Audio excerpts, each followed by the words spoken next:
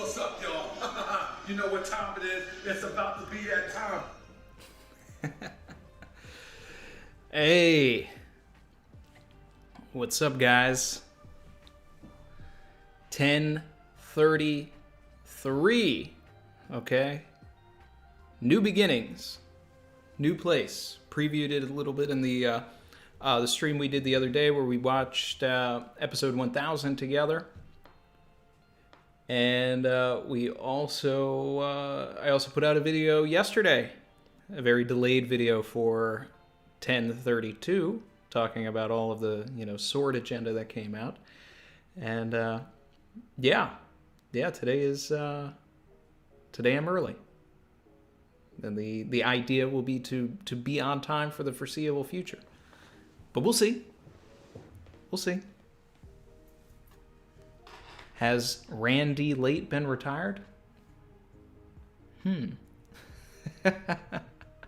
Members, you have some new emojis. All right. I promised that the king face from the last chapter was going to become an emoji, and it is. So everybody has access to the king face. Oh man, let me see what the chat's saying, and then I'm going to get into the chapter here. Yep, already see the king faces in the. A lot of people saying they've been waiting for this. All right, so it sounds like it's a good chapter.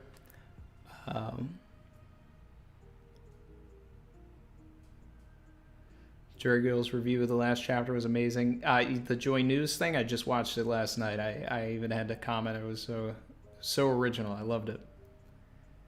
And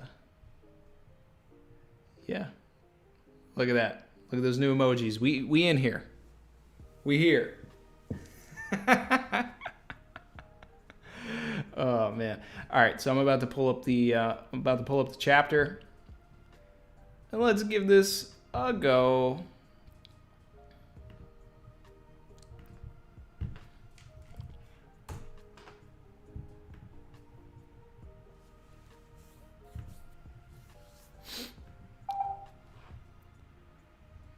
Let's see. All right. I was just about to post in the Discord. Evo, thanks for beating me to it.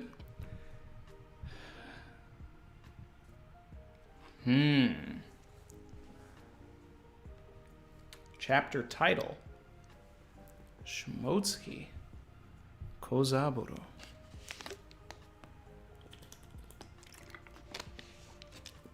Oh boy.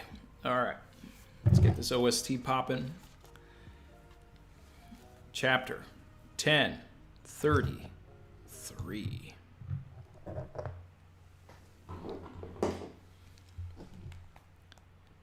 Boom, boom, boom, boom, boom. All right. This is a banger. All right, here we go.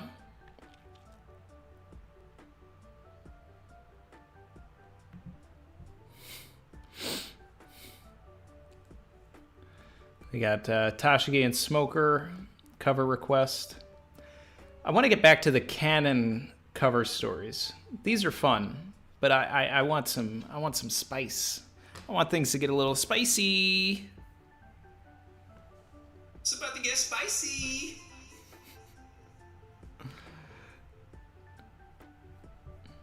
All right.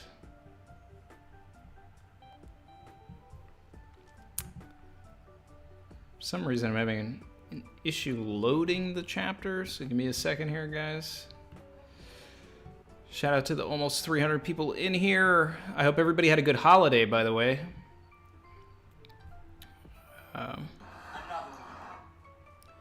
Killer B, thank you for joining. All right, here we go. First page, we in here.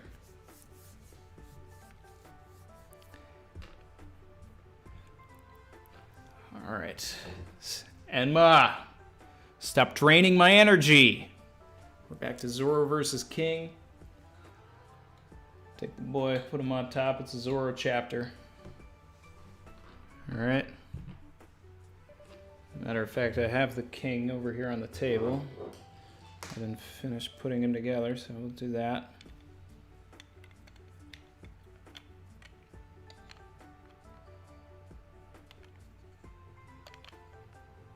Yeah. I'll put the rest of them together later. There we go. Props! Shout out to DJ BJ32, said don't forget to like and subscribe, guys and gals. Thank you. Thank you, my man. I often forget to say things like that. The YouTube stuff. Stop draining my energy without permission. Trouble in paradise. You gotta give King that sultry voice. He's in that gimp outfit. Huff huff. Huh? What are you trying to pull? Man. Ah, a direct hit. What? What's this explosion here?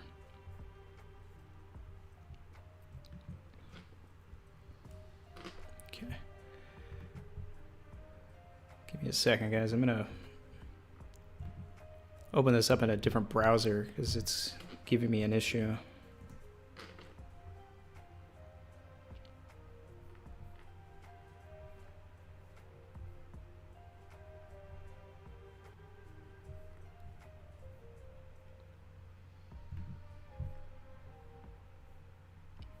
All right. Now we're back. Now we're on track. Oh, man. Keyboard cat rejoined. That's great.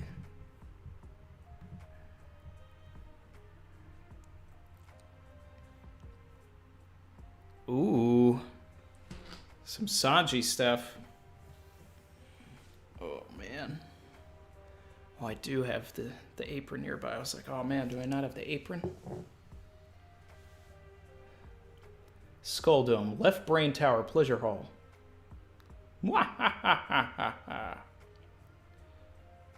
You just called the pirate hunter, right? He doesn't stand a chance against King. He's a surviving Lunarian. They were all supposed to be eradicated. Those monsters could thrive in any inhospitable environment in the world. In the distant past, they were considered gods. How could beings like that get wiped out? That's something you'll have to find out for yourself.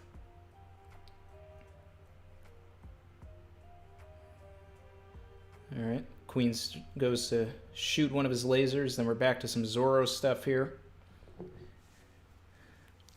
Onigashima. Is it Momo on the bottom trying to do something? Close one. I'd be a goner if I used armament a second later. How's he still unscathed? He just blew himself up. Itoriu yai. Shishi son son. That's dope. The Shishi son son is back.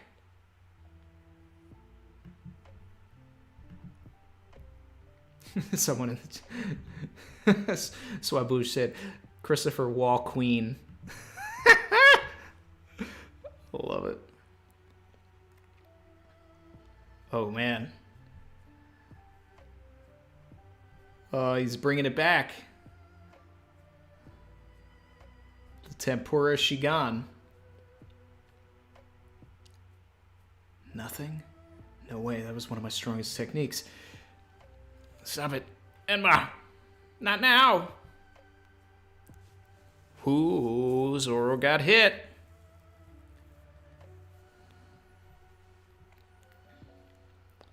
The Zoro voice, you have to, get a little gruff for the boy.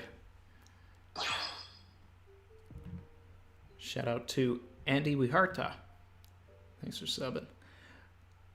A swordsman beating by his own sword. That's a first. Sendai Katetsu. You already wield Sandai Kitetsu. That is one of mine. What, really? It's cursed. I can't sell it to you, you moron. If you end up dead, your blood would be on my hands. Shout out to the boy Ippan Matsu making a return. I'll take it. Risking yourself to save a sword? Have you lost it? It burns. Yeah. What a relief. It didn't fall off the island. Wado Ichimonji. Sensei, please, let me have her sword. Okay. It's yours. I'll get stronger for the both of us, strong enough that my name reaches up to the heavens. I'm going to be the world's greatest swordsman. Getting all this Zoro lore. Oh, yeah. Thank you for all of the king emojis in the chat, by the way, guys. It definitely needed after he did the face again. It was perfect. It was perfect. Oh, man. It must be fate. That white katana of yours, the Wado Ichimonji, it was forged by the same man that made Enma, the master swordsmith, Shimotsuki Kozaburo. I didn't have time to think about it before, but how did a sword from Wano wind up in the East Blue? It's because it was the Gramps from your village, bro. The SBS already told us this. Imperial Twin Blades. So you've picked up your 3 swords. And this is the chapter where Zoro just over and over again reminds us the names of his swords. Wow, his arm is looking terrible. It's like Crocodile just showed up and used Barkon on his hand, on his arm. The shot of him falling. Sorojuro, I was told not to say Sunachi. It's just something I heard from an old geezer in my village. I've never used the word myself.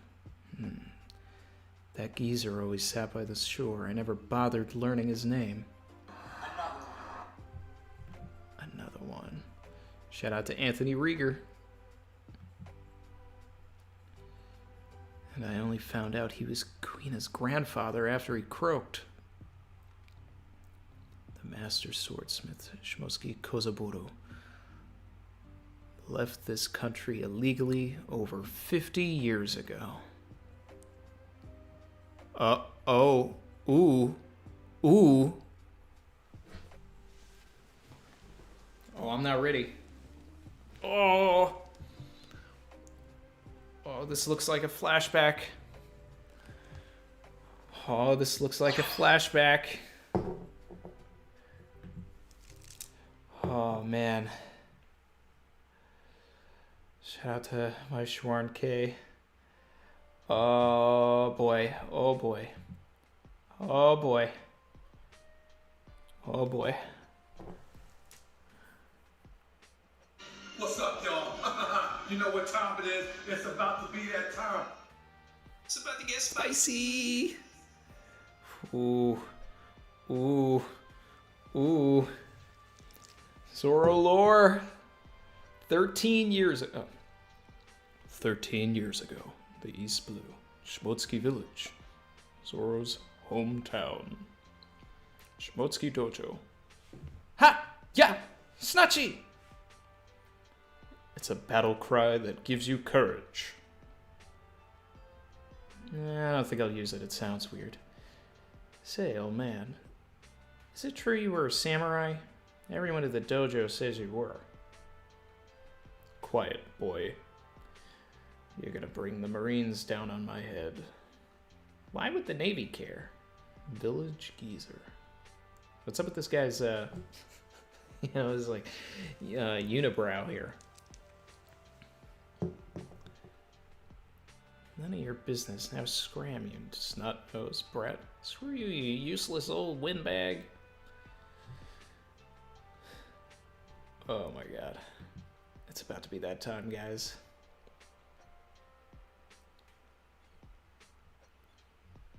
Chrissy said, as a Zoro stan, I'm super happy this chapter. Oh, man. Ha! Yeah! Next page. Oh, I should put the geezer voice on for this guy. You fed up with practicing at the dojo? I lost to Kuina again. I need to train non-stop. But, what? But I don't have any money. It's fine. Take them. They're not much anyway. I can only make ones like these now. Use them for your trading. Listen, swords exist to cut people down. When smiths create them, they ensure they can take as many lives possible. Each blade is like a person with a unique disposition. A swordsman is one who tames the sword wild nature and bends it to their will. We know this from the SBSs when Oda gives these swords faces much like this old geezer.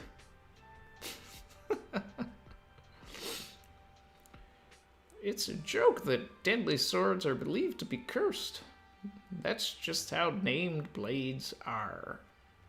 I consider it praise. Let the weak spread their nonsense. It means those swords fulfill their purpose well. I crafted my magnum opus when I was still young. The temperament of that sword was something. You'd get chills just holding it. I named the blade after the Lord of the Underworld. Zoro shook. The Lord of the Underworld. Enma. It's called Shimotsuki Village. That doesn't seem like a coincidence now. Did you know the village was founded by pirates? My grandma told me. The master swordsmith, Shimotsuki Kozoburo, left this country illegally over 50 years. Oda's really hammering this in. How many times are we going to get this same panel of Hitetsu? That geezer was a samurai of Wano. He was the swordsmith, Shimotsuki Kozoburo. Named blades stay vigilant. They wait patiently to find a swordsman worthy of them. It is said a sword chooses its wielder. What is this? That's what this is. It's testing me. Shout out to Amrit, said, Zoro left East Blue with 3 Shimotsuki swords. Goda.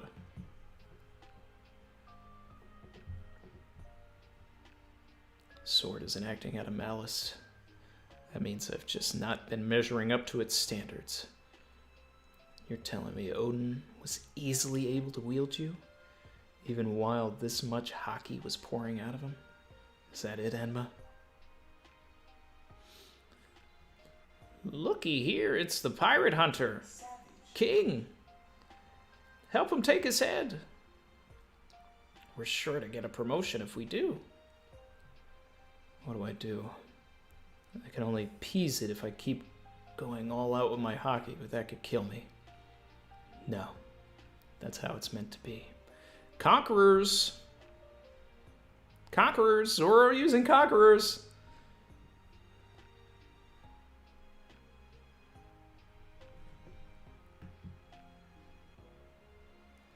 Hey Ryo, appreciate you, man. He said can't stay, but have fun, Randy, in chat. I saw it was your birthday recently, man. Happy birthday. So you've also got kingly ambitions, huh?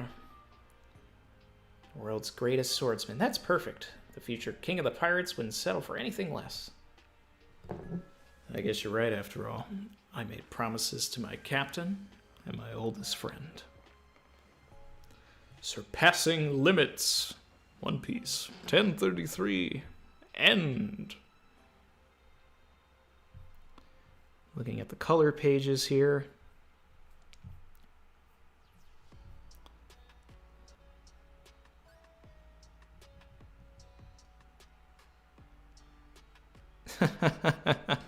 Did you guys see this when you scroll down at the bottom of the chapter? Someone commented on the TCB site here, the picture from the SBS, and the Wadoichi Manji literally has the same unibrow as Kozaburo. He's almost like a mixture of all of these swords. Oh, man.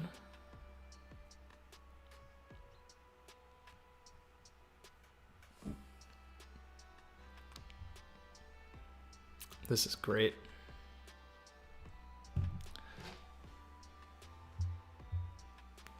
Wow. We actually got some Zoro lore, guys. I mean, I want more. You know, I mean, that's not... You know, it wasn't like full on back, you know, flashback worthy, but and thanks to SBS's, not a lot that we didn't already know, but we needed this. We needed this in the canon. We needed Zoro to connect these dots for sure.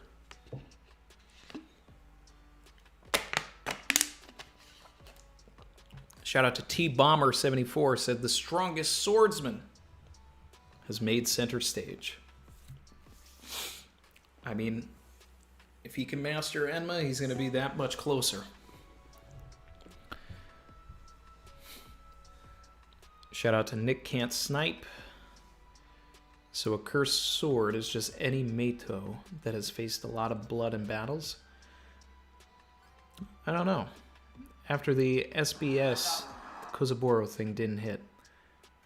Shout out to Swaboosh. I kind of agree. Like, this would have been way better if it wasn't in the SBS. Like, this is an opportunity. This is a situation where Oda like diminished the impact of a reveal by giving away too much in the extended content. But the thing is that if this never happened in any sort of chapter, and it was just in the Vira cards and the SBSs and all that, we'd be sitting here waiting for it. We'd be saying that that's a missed part of the arc, right? Zoro needed this. He needed to reach these heights, and he needs this development. It's still, really great that that Oda did give us this, though. We needed it. Whether it hit or not, it was necessary. Is the point I'm trying to make.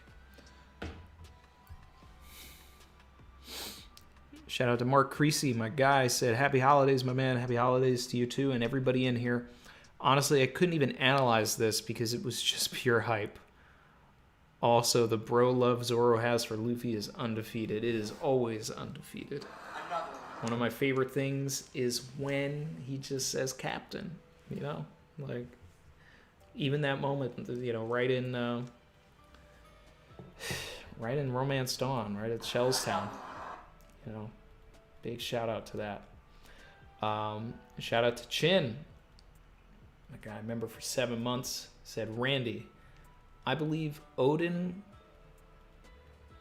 coded Enma in his Conquerors and not armament hockey. This explains Zoro can't use normal hockey except Conqueror's coding to master Enma. True, because Odin did have Conquerors and he was, Did we see Odin use the hockey drip? Because I feel like the first time we saw it was the clash between Whitebeard and Roger. That was like the first time we ever saw that. But it makes sense if Odin, could eventually reach those heights as well. So for Zoro to actually conquer Enma, he's got to be able to put forth the same amount of hockey that Odin did, because it's what he's used to. It's what Enma's used to. Shout out to Rhinestone Samurai, member for 5 months. Would have preferred sword lore as opposed to sword lore, but I personally love that Oda used the face from the SBS. It gave me a good laugh. Cheers. Yeah, gave me a good laugh too, because that's when I was looking at the guy, and I thought that was the case, right? And then I was glad that someone actually put the image at the, in a comment on One Piece chapters, because I was like, this really looks like what Oda draws, these swords to look like. And that's what it was. So, let's see, I think I missed something up here.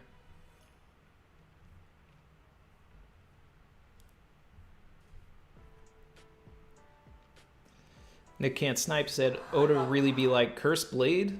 More like you're weak. Plus L plus ratio. People who said Enma isn't a magic sword are happy this chapter, I guess. True. True.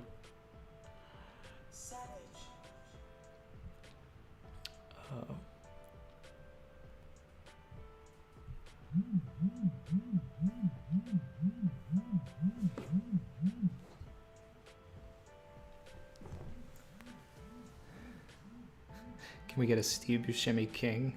Yeah, I'll work on it.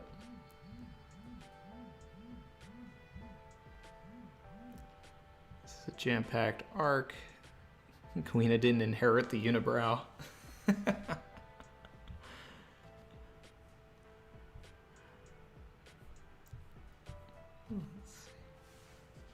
No break next week. Let's go. Gum Diesel, great chapter, but the King hockey should have been more dramatic. Yeah, I'm waiting for this. I'm waiting for this whole fight to really reach its top moments, right?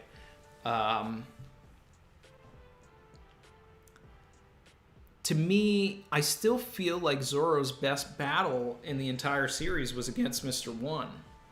And that's the level of that's the height I want to get back to. Where, you really see Zoro getting tested. And instead of Zoro getting tested by King, he's getting tested by his own sword, which is a little awkward almost. But still necessary. Still necessary. Enter a name, member for 7 months, said, love when fodder still pops up in a fight just to comment something dumb and get hockeyed. We need moments like that to remind us that there's a lot more happening than just the crew fighting, right? There's an all-out war going on, just as Luffy said, so many chapters ago and recently in the anime. We need these moments that remind us that there are a bunch of people on this island.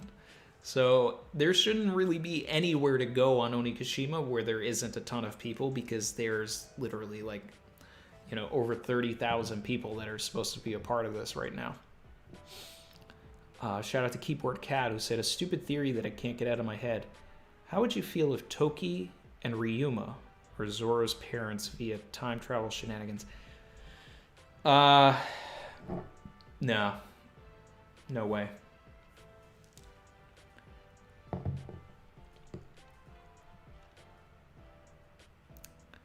That would mean that Toki would have already had Zoro prior to jumping and meeting Odin. So that Zoro would end up being her first child. That's... No. I don't see it. Especially the way that Toki cared for Momonosuke and Hiyori. For her to just abandon another child? Nah. It's interesting, but it just doesn't work. Shout out to Emil Diaz, said, love the flashback, but still nothing on Zoro's parentage. Does that mean we still have more flashbacks on the way? I mean, I hope so. I really want for I mean, I want it for everybody, but especially I want it for Zoro and Nami, what Sanji got. Sanji got all of this lore on his, where I feel like Sanji's past is like completely fleshed out. There's not really much else that I need to see, that I want to see. Like, I feel like I know him completely. I want to know who Zoro's parents are. I want to know who Nami's parents were. Also Frankie's, because they were pirates as well. So I kind of, I want to see that.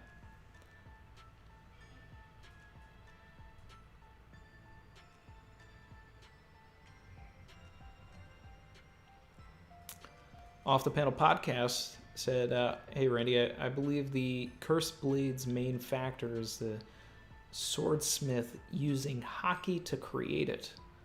Maybe. There's a possibility there.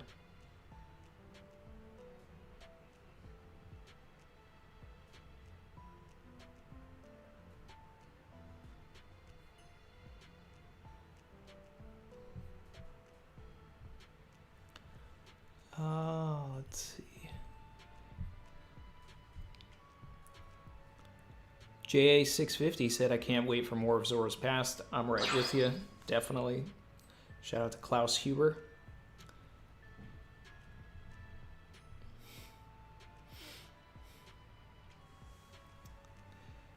Mate said it would be cool if the live action adds this flashback in Loketown.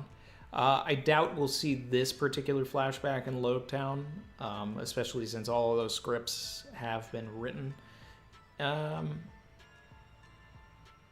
They could, if they wanted to, when they're like showing Zoro training, they could have, Kozaburo or an old man just sitting by the sea.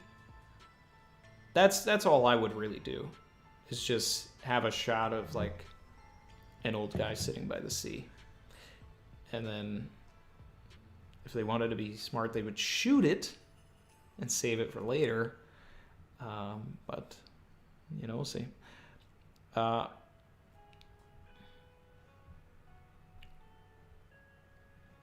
guy Shaky said, is it just me, or does Zoro's teacher kind of look like that one member of the Gorosei with the sword? His son, perhaps? The one that looks like Gandhi? That would be kind of interesting and weird. I mean, it would definitely...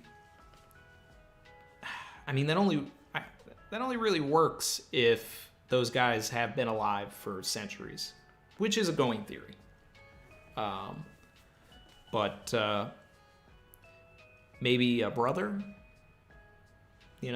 something like that, if we really wanted to continue tying things together. Shonen Empire said, it appears Zoro used Conqueror's coding near the end of the chapter when he's holding all three. Lots of black lightning and smoke. Let me go back and take a look at that. I mean, there was definitely some, conquerors going on because all those guys passed out. So, we got that going on.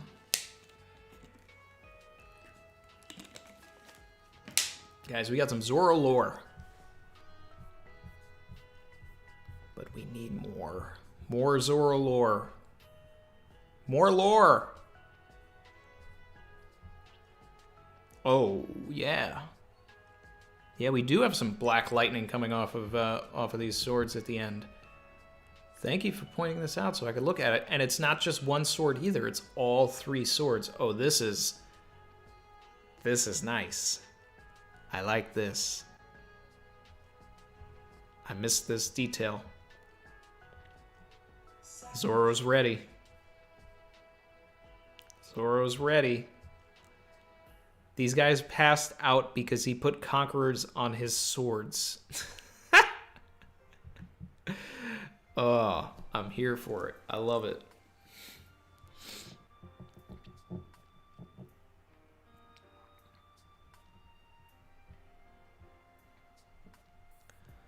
Shout out to Sean Boyle. Said, do you think Enma is in the process of turning into a Black Blade right now? That panel with the shot of Enma, of just Enma, looks like it suggests that. So let's see. Looking for the particular panel of just Enma. Well, I'm assuming you're saying the panel on the second to last page where Zoro's saying, talking about Odin was able to easily wield you even while this much hockey was pouring out of him. I mean, I feel like if it's going to become a full Black Blade, we would lose the sort of fiery stripe in it, maybe. I have to go back and look at what Yoru looks like. Mihawk's sword.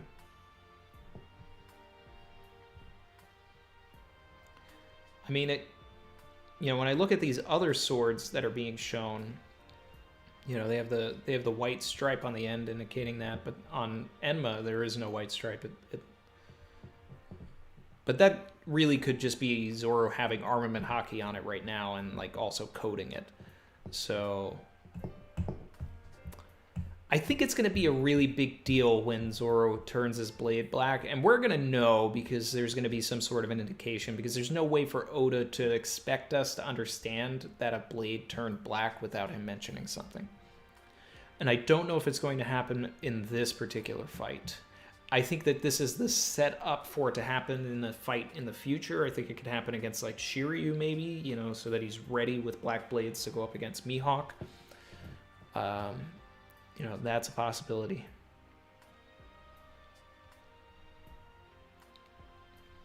Fable, my guy, said, how do you figure live action only fans will avoid spoilers given that the manga trends every week and even anime only is irregularly spoiled? They're gonna get spoiled. You know why? Because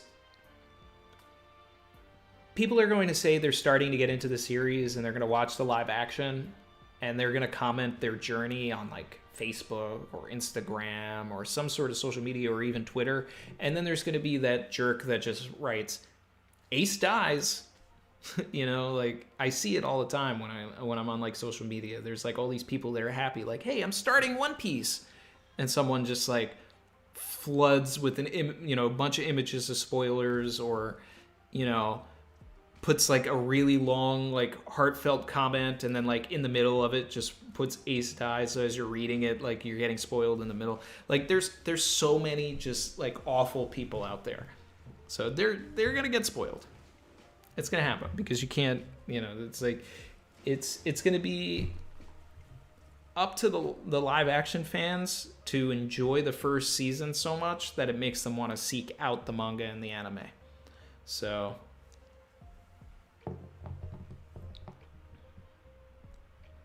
we'll see.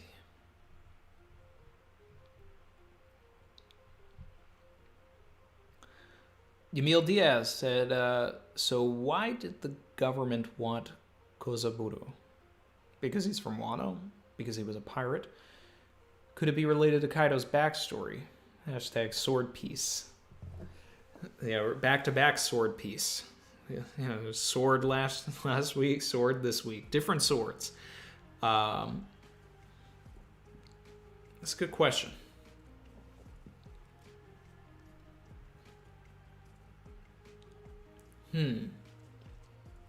Well, I mean, it's implied that he was a pirate, right? So I don't necessarily... The timeline doesn't really work for him to have had something to do with rocks, but maybe? I mean, he already would have been active at that point. Yeah, I mean, I think this is the question. This is what we need to ponder and what we need to work out, and I want to see other people's ideas of what this question is. Why did the government want Kozaburo? Maybe because he knew something. Maybe he has ties to the true history in a way that the Kozuki clan, they made the poneglyphs, right? But maybe the Shimotsuki clan were also helped in that process. And once they knew that this guy was on the loose, You know, hey. Or Ohara. Maybe Kozaburo was instrumental with like helping Clover unearth some things. That's super tinfoil and a completely different, side of the world, but he did also come from a different side of the world and was around for, almost 50 years, so there's potential. There's potential. Let's see what the chat says.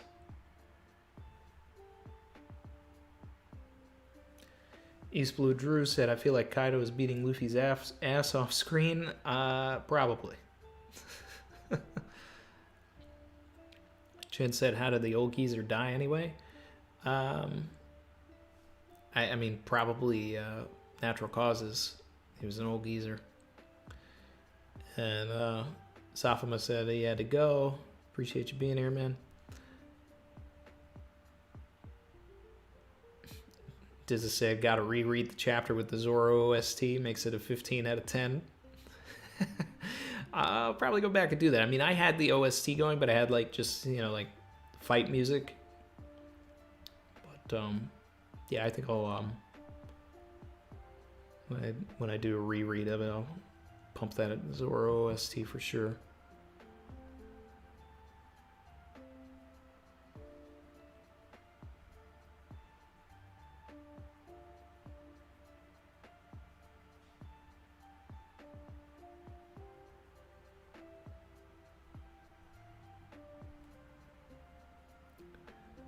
Let's see.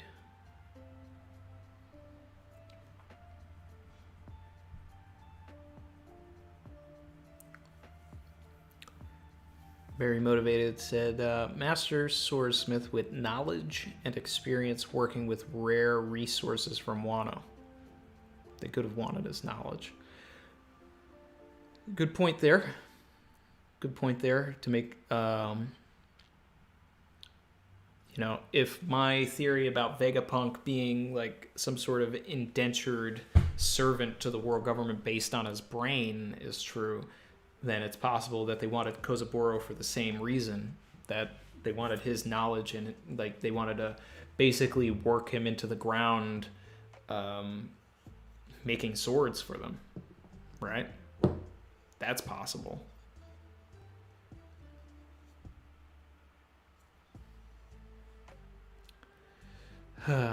Lucy B said that she once saw a reactor literally watching episode 1 and someone commented that Ace dies, and I'm like, what the... Oh my god. I mean, they didn't... At least they had no idea who Ace was yet, but still, like, I'm not... trust me, I'm not defending that in any sort of way. That's just awful. Fable said Enma's way better than Shusui. But is it? I mean, Shusui is actually a Black Blade, right? But I mean, I guess, Zoro didn't necessarily earn that. So by turning Enma into a Black Blade on its own, he'll basically be all the more better for it, right? Because we'll actually be able to see his growth as a swordsman. So I think that... Shout out to Mr. Venator, 86. Said, Enma in Zoro's mouth equals King's face. You think he'll switch out the Wado Ichimonji and go for the kill with Enma as the mouth sword? Pause. Maybe. I can't imagine he would ever trade that's like the Wado Ichimonji's secret spot. I don't know. The Wado is really the blade that I want to see Zoro like turn black the first, like the most. It's his most important sword. it's going to mean the most. But then, you know, could that be what Oda is saving for the end, right? Like the Wado will turn black when he beats Mihawk, and that's, you know, that's sort of the signifier that he's become the world's greatest swordsman, right? Potentially. We don't know. We'll find out when we get there.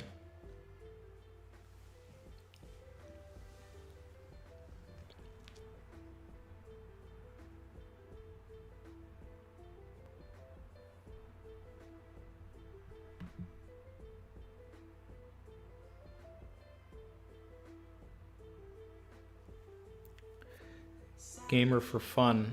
You should be watching on one pace. If you're not watching on one pace, then that's why you're probably going to be bored. But we are getting into heavy spoilers for the future of the series, but you should watch on one pace. Dawn Knight, 1993, said, thank you. Said, I feel like the better question is, why did Shimotsuki leave Wano? This was 50 years ago, so Wano was not under Kaido's rule.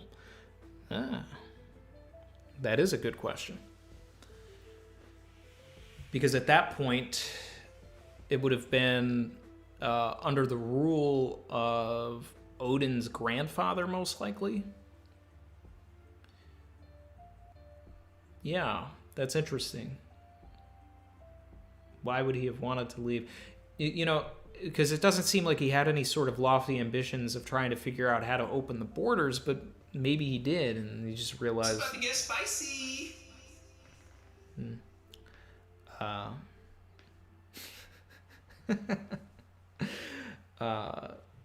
Yeah. See, this is why we need more Zoro lore.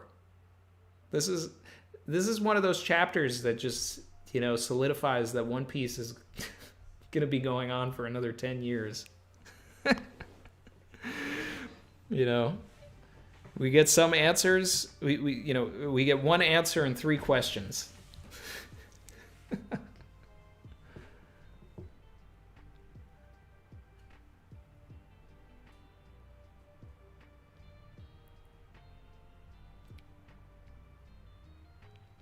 Fable said, people who want to spoil others shouldn't be part of the community. People who want to spoil others shouldn't be part of any community. Because that's not that's not a community action. That's chaos. You just want to watch the world burn, you know?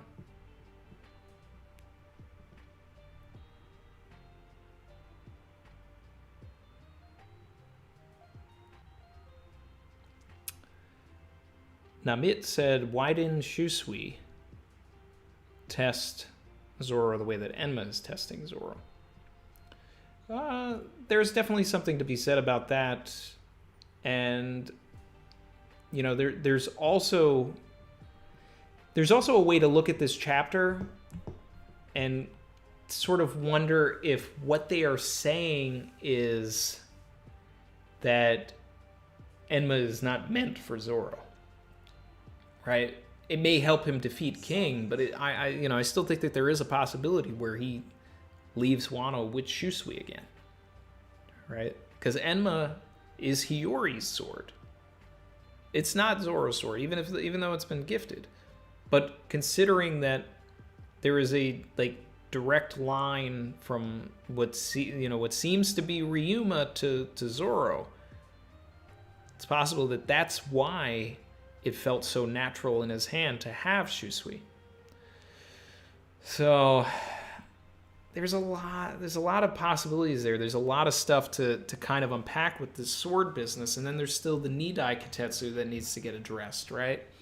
So I don't know.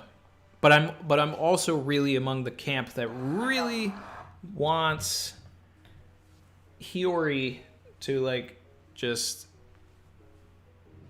finish off Orochi. I just need that. Can I have her hold the head? It's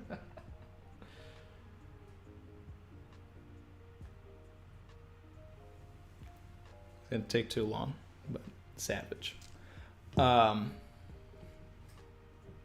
Barry, how did you get that YouTube emoji?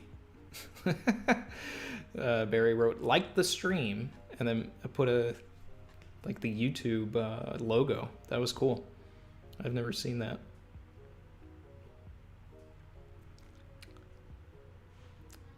Name said, will Zoro fight Shiryu or Mihawk first? I mean, I'm fully expecting Shiryu first.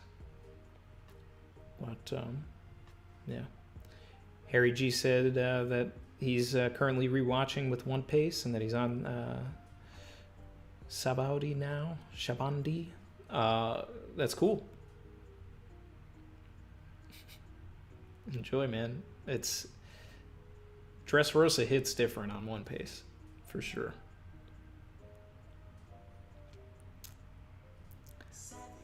Shout out to Vishad Fincher, who said, Wano feels like the starting line for Luffy's Pirate King journey with his crew, really figuring out who they are and what they're made of. I can definitely agree with that. You know, because, and this goes back to the comparisons that, you know, we've made a lot of, which, this is the post time skip Enies lobby, right? This is where everybody is sort of like falling into their groove, getting their new power-ups, you know, and then from here we can, you know, sort of see where these new power-ups then work in tandem, right? Maybe in a Thriller Bark scenario where everybody's working together against, you know, some sort of giant force, and considering that Elbaf is probably the next arc, could we get like a, you know, an Oris Jr. Part 2 with everybody soon? Maybe. That'd be cool. But yeah, I could totally, I can get along with that.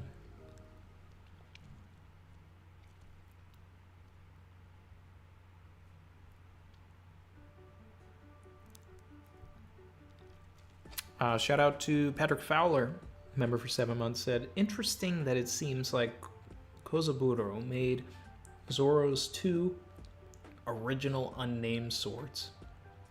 Seems like Kozaburo's will was too weak to make named swords at that point.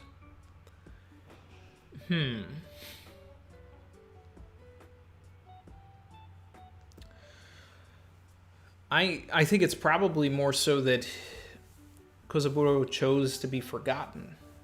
Other than giving, you know, his island his name, Zoro didn't know it. And he made no point to be known. He sort of, you know, like you know, and this also goes in tow with what we know of Tsunachi, right? Which is to throw away your name. And this is where he heard Tsunachi, right? So Kozaburo threw away his name. And in doing so, also really the name of those swords. So Kozaburo might be one of the few people that has like died in One Piece because he's been forgotten also, but now he's being remembered. So he's, you know, he's coming back to life One Piece style.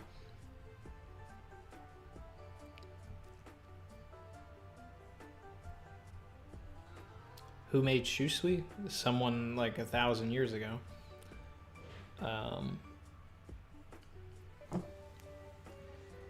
Kip/C-Sway said, how strong is King relative to Kaido? So this is, you know, obviously we're to believe that Kaido is stronger naturally because he's an emperor and, you know, we've seen more interesting feats, right? But then you take a look at the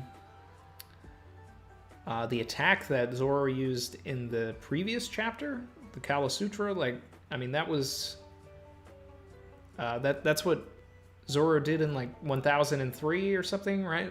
When Kaido was in his dragon form, and it looked like it cut him, right? It looked like Kaido was bleeding. Meanwhile, King didn't bleed at all. So it seems like maybe Kaido is stronger offensively, but King is maybe stronger defensively and like has a, you know, a tougher skin. Which then leads me to believe, if we're to understand that Sanji's power may come from Lunarian DNA, and this is even further emphasized by when you watch the anime and you see the King versus Sanji fight.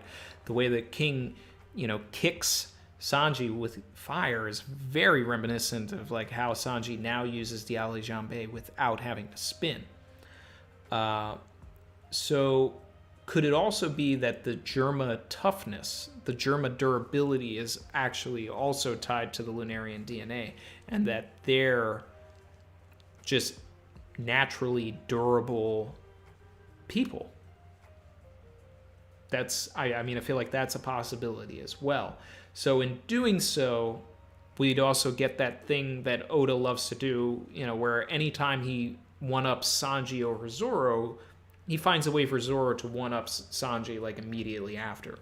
So here, Sanji becomes durable to the point where Zoro wouldn't be able to cut him, right? But if this is due to Lunarian DNA, and King is Lunarian, and that's where the durability comes, if Zoro can figure out how to cut King, then theoretically he would be figuring out how to cut Sanji as well. So that would, give all of the Zoro fans that are in the mud from the, the Sanji business, it would, give them their talking points. Yeah, so take that last part, speed it up 2 times, and there we go, I'm power scaling. Fable said, Randy, keep pushing that Hiyori agenda. I need Oden Nitoryu from Hiyori. I need it. And then I need all 8 of the heads and the tail, because the tail's part of the lore. You gotta cut the tail. I need all of it, and I need it to be Hiyori. Wow, you guys really found that YouTube button. I love it.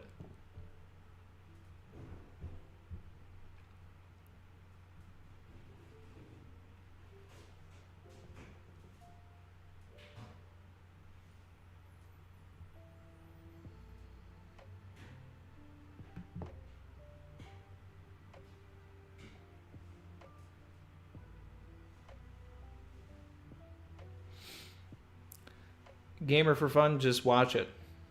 Just watch it. Sorry you got spoiled, but just watch it. You'll enjoy it.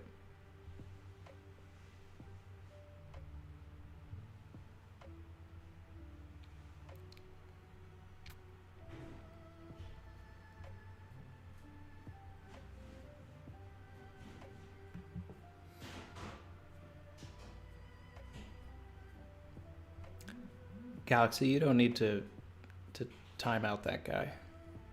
I mean, I don't know why he's in a thing for the current chapter and he's nowhere near this, but you don't need to time him out.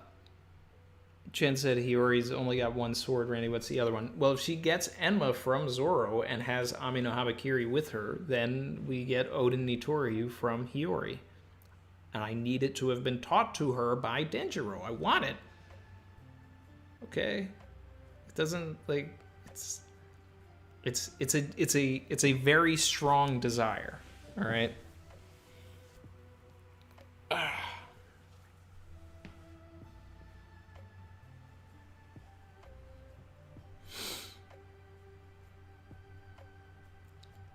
Let's see.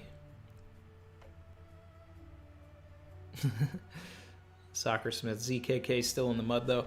I mean, it's still alive because that last K can mean king, just not Kaido.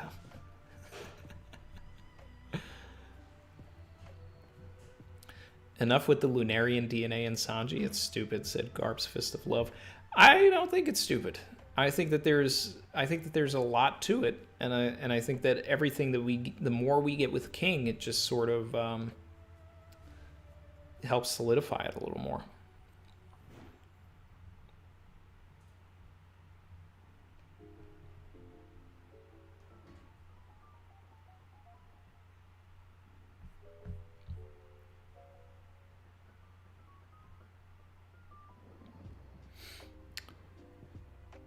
Are Magellan and King of the same lineage? I don't know about that. I highly doubt that. I highly doubt that the government would employ a Lunarian when it seems like they were trying to eradicate the race. You know what I'm saying?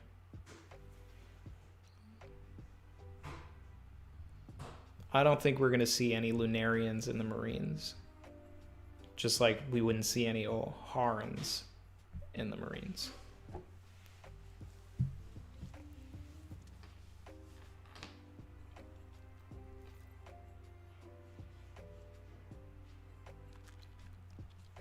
Zoro killed Kozaburo. Savage. Alright. I'm taking a look at the taking a look back at the chapter here. Shout out to the 406 people in here. If you are not subscribed, there is that button for that. If you haven't liked the stream yet, there's a button for that too. Thank you all for being here, and I hope that you had a great holiday. I'm looking back at the chapter here, doing a reread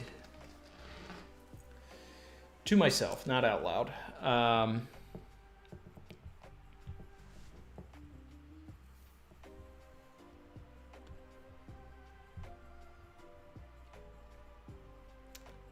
So what was this whole explosion thing with King?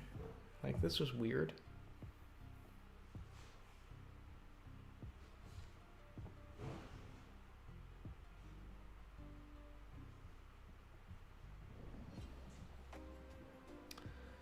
Yeah, so Lunarians could thrive in any inhospitable environment the world threw at them, right? So that kind of suggests the durability of them.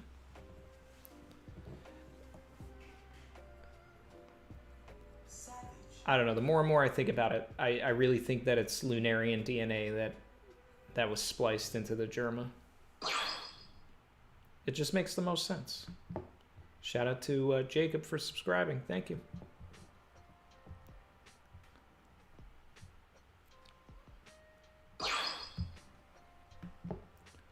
Shout out to Jerry for subscribing.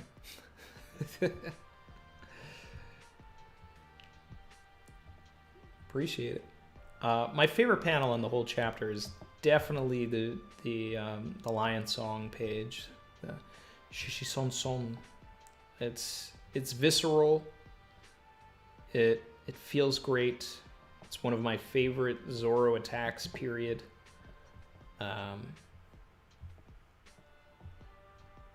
And it serves to show how durable King is to begin with, right? Because, I mean, like, think about the times that he's used that attack, right? He used it to defeat Mr. One, who was a steel man.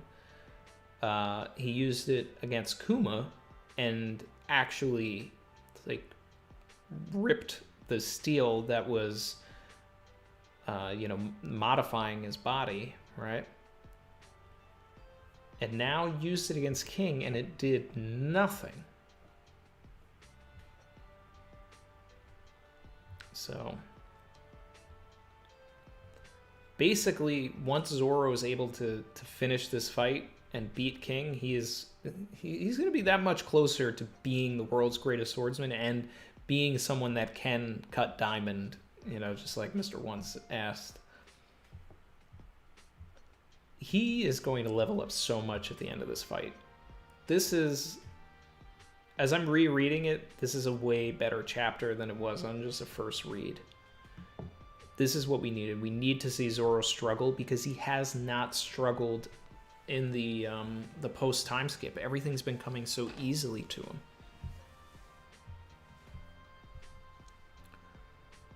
I think that there were some wasted panels in this chapter with a lot of the Hitetsu stuff, just reiterating the 50-year thing.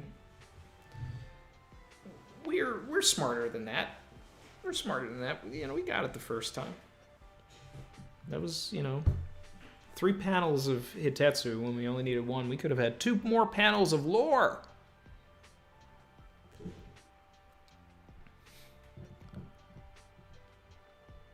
I really hope Zoro does fall to wherever Hiyori is.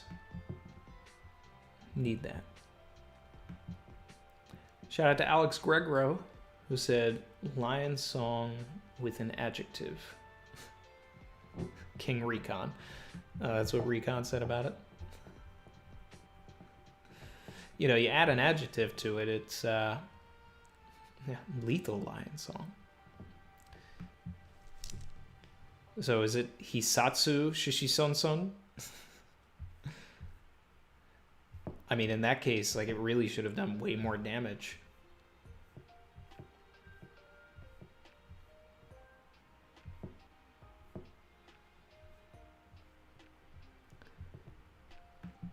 Tennis Submarine said anime onlys don't read SPS, which is a good point. So this will hit way harder for anime onlys.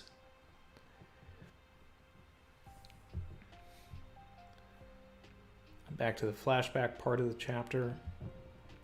You know, it's interesting when you see the first panel of Kozaburo, you know, from behind and all of that. He almost looks like a Tengu. He looks like Hitetsu, the way it's shaded.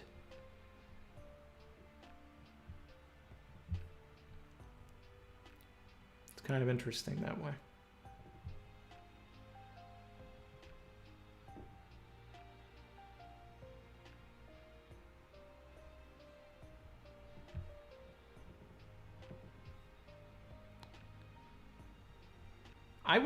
You know, the more I read about this, the more I want to know, like, what Kozaburo's deal was. And what's the deal with the Marines and Samurai?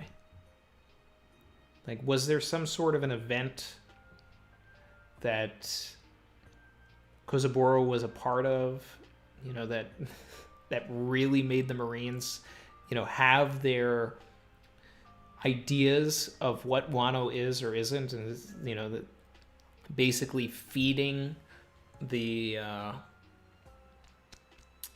you know, the scene with Akainu during the break in Ultimate, where he was just like, hey, you know, we really don't want to mess with those samurai, right? Like, something had to have happened where the samurai came in and just, like, demolished the Marines so badly that they were like, you know what, we're not, Wano's good, we're not going over there. I'm not doing that. There's more people like him and him. We're good. We're good. We're going to figure out how to go against them. But right now, nah. This time ain't it. We don't have it.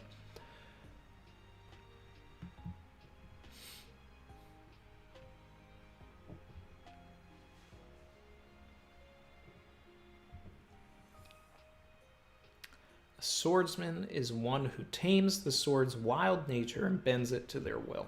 So that's what Zoro's doing now.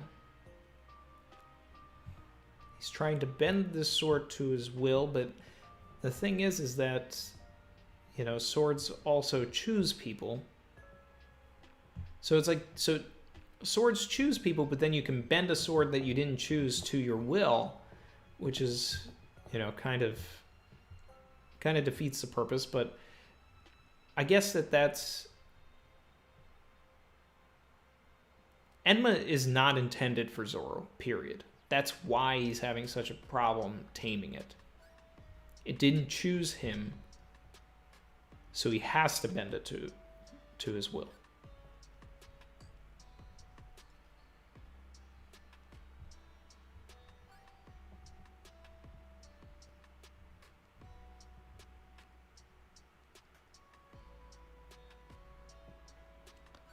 Named blades stay vigilant. They wait patiently to find a swordsman worthy of them. So that means that Zoro is not worthy yet, but could be.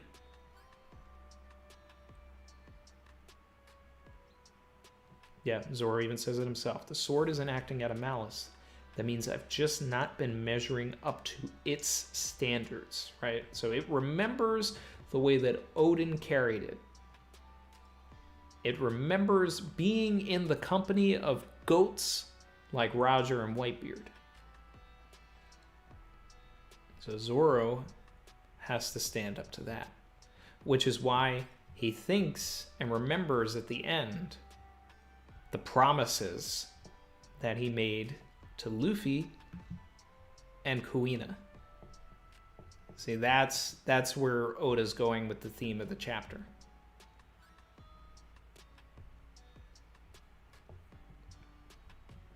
He has to let the sword know that, hey, Enma, you might have been around some goats. All right, but we're the new goats. So fall in line. Yeah, this is a good chapter. I like this. We needed this. The reveal of Kozaburo didn't hit, but everything that he's saying is very necessary. Definitely needed it. Gavin Vales said, not gonna lie, tears were building up as I was reading the flashback. Actually, any One Piece flashback can bring tears. It's true facts. Yeah.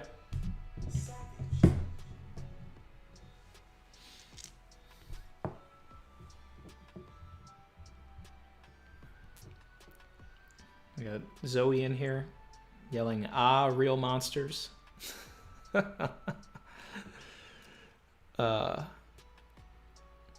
Yamil said no Denjiro on this chapter.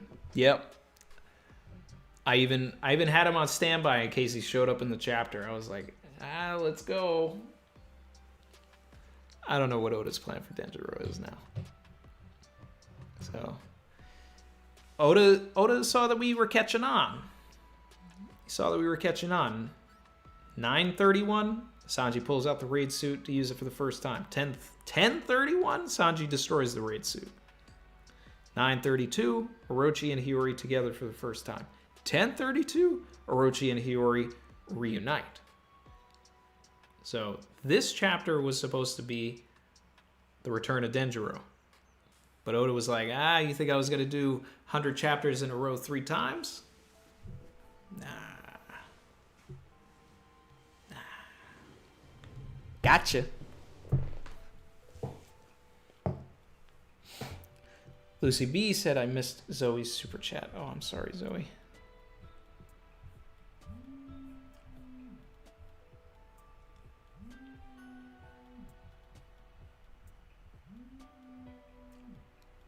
Zoe said, can't lavish today, but maybe soon.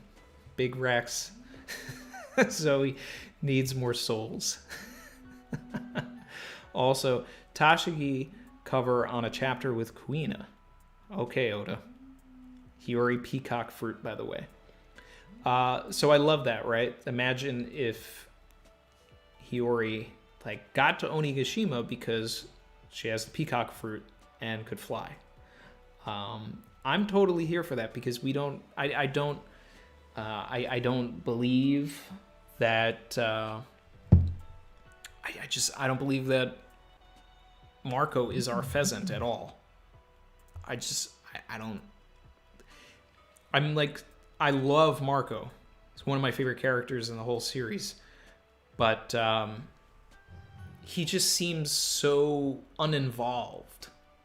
Even though he really should have a bigger stake in all of this. He knew Odin. And he's just like, hey guys, I'm just here.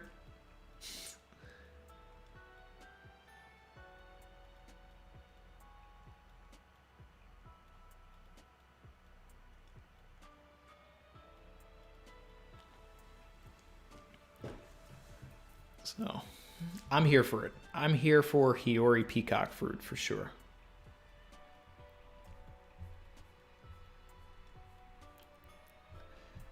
I am sorry that I missed that.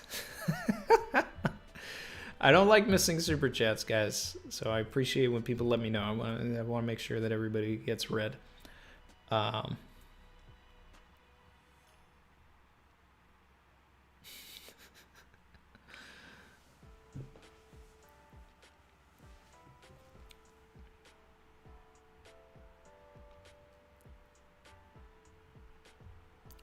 Zoe said he's subconsciously telling me to donate more to be read out loud. No, No, I had the chat away while I was rereading the chapter, and you super chatted right when I had the chat blocked.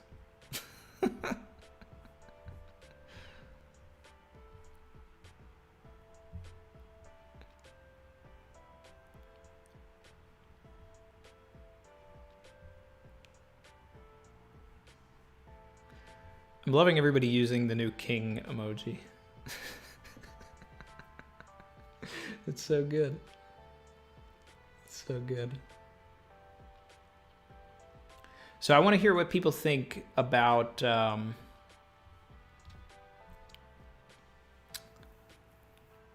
want to hear what people think about why Kozaburo would have left Wano. I want to see what are other people saying? What are you guys thinking? What are you guys saying?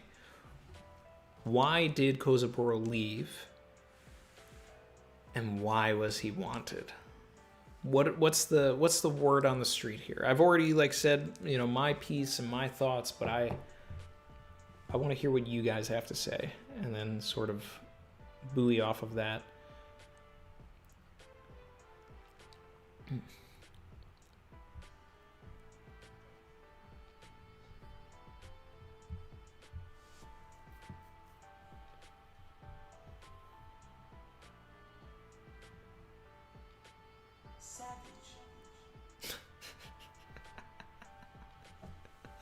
Luggy Doggy said Randy should charge money for each early chapter spoiler he gives. Capitalism.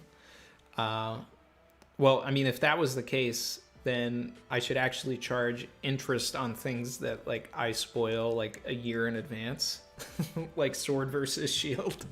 Yeah. Hey guys, I gave you that spoiler a year ago. Oh god.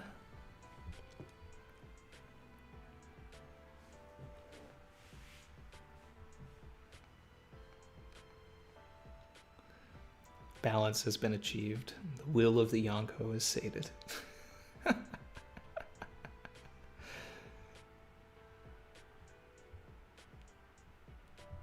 Lucy did save the day.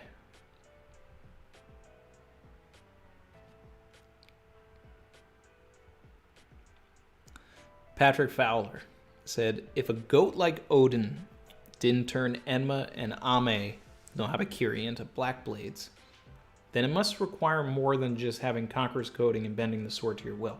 Well, keep in mind also that Odin really didn't have any lofty ambitions beyond opening Wano's borders, right? He didn't want to be the best of anything. He didn't want to be a conqueror. He was totally content being subservient to Whitebeard and Roger, just going along for the ride. But Zoro actually wants to be the best at something. He wants to conquer.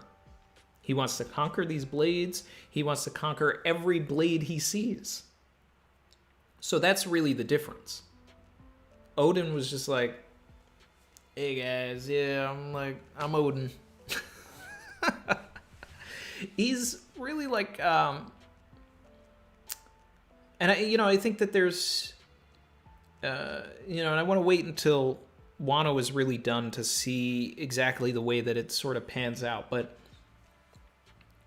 there's a definite correlation and a parallel that I'm sure people have probably already pointed out or things like that. But there is a parallel between Luffy and Odin, purposefully, and Odin, made it pretty obvious, right?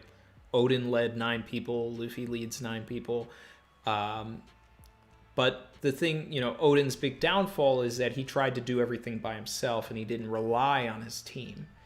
In fact, he switched teams. He was basically the LeBron of One Piece. He was just like, hey, I'm gonna go take my talents to South Beach. Now I'm gonna go back to Cleveland. And now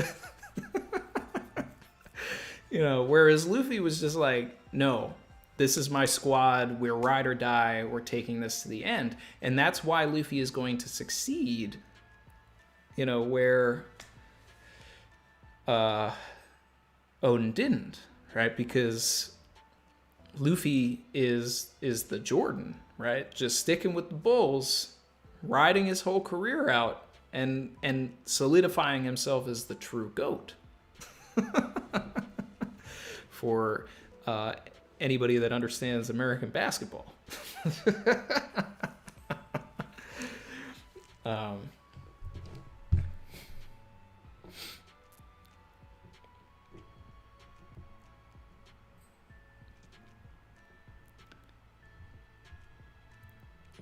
Let's see.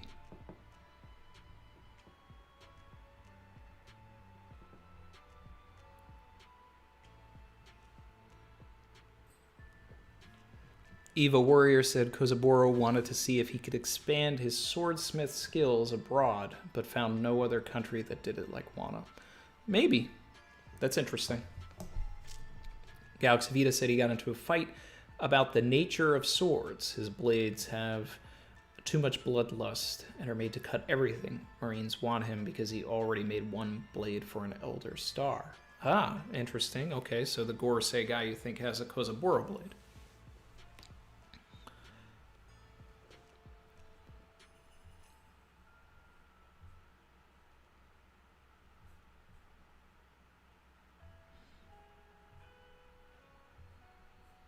Let's see.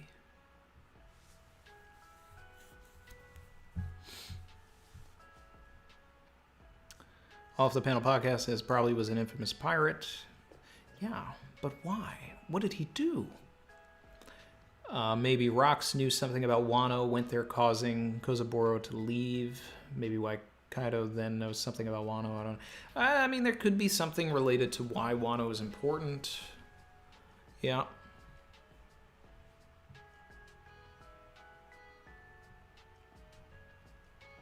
Ah, good point. Inya said Village Geezer left 50 years ago, which was around when the Kurozumi Purge stuff happened. Orochi is 54 years old. True, yeah. I was forgetting the timeline of everything. Yeah, so it makes sense that... Right, yeah. And we know this because also Koshiro is 50 years old, or 49, or something like that, and Denjiro is 48, things like that. So, yeah, so it's very possible that, like, all of that kind of stuff, he just sort of got fed up with all the clans infighting and everything and just wanted to get away. There's maybe that, too.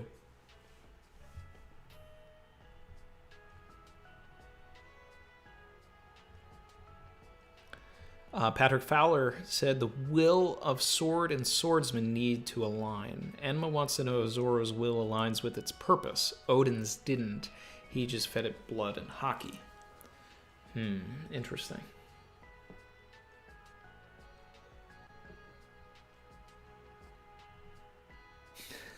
Dizza said Luffy dropped 63 in the playoffs. Oh my god.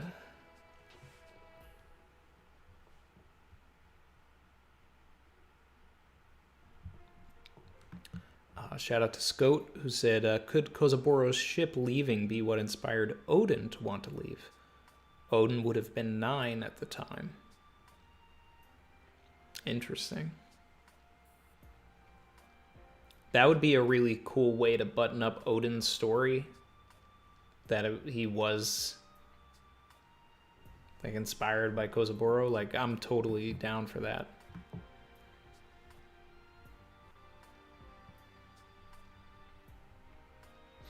Mr. Venator said he was appalled at the treatment of the Kurozumi clan and left to start another samurai clan. That's, I mean, that's very, that's an easy way to, it's really the best answer.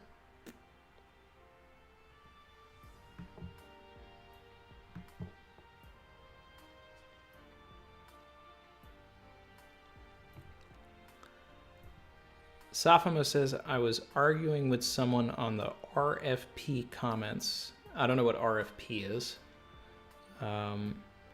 Saying he thinks that I'm not entertaining. I'm just smart. That's my reputation. He called me a C-rate philosopher. Oh, guys, done. leaving YouTube forever.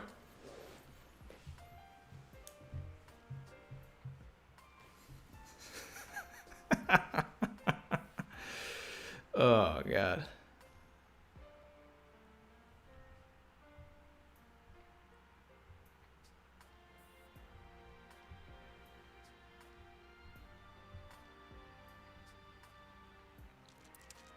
Red Force Podcast.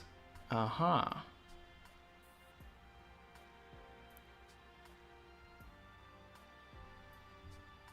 Were they talking about me over there or something? I mean, I don't know. Luffy was in Space Jam.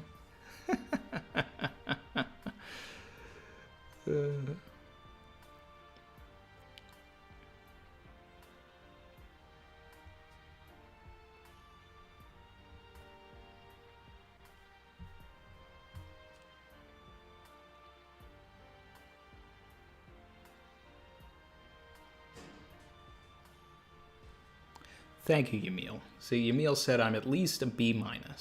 Great.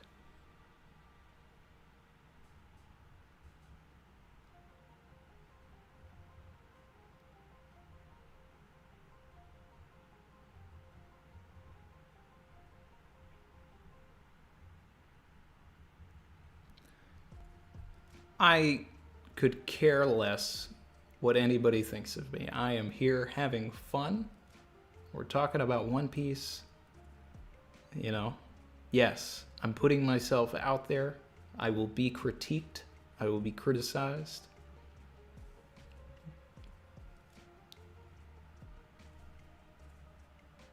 I don't care. I'm just having fun.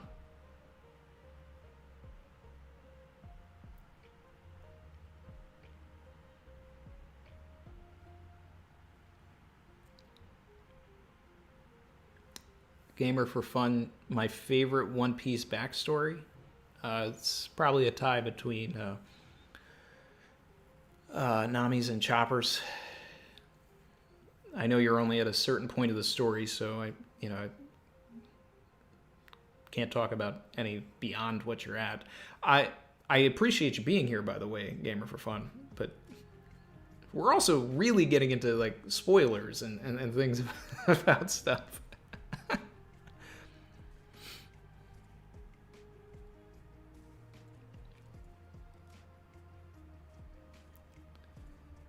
Charles Duchemin said, did you see the potential foreshadowing for the law theory in the cover story? Penguins plus Smoker and Tashigi. What, because there's a member of his crew named Penguin?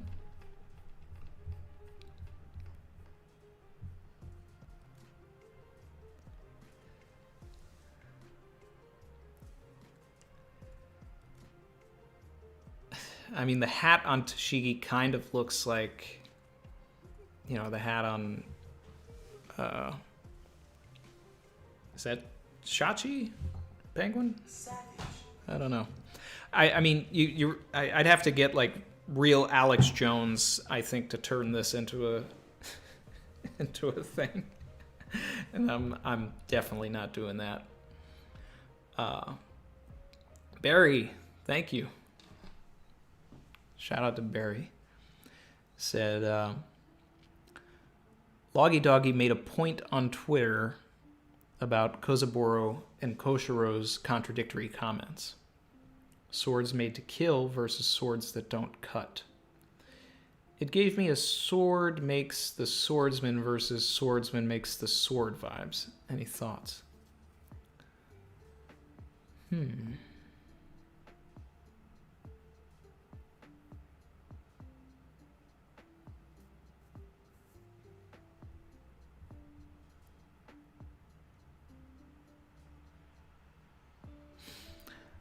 I'm going to go back and reread a little bit here about what he was saying. But that's not the first time that we'd have seen things in the story where a father and a son sort of have different ideals or different ways of looking at certain things.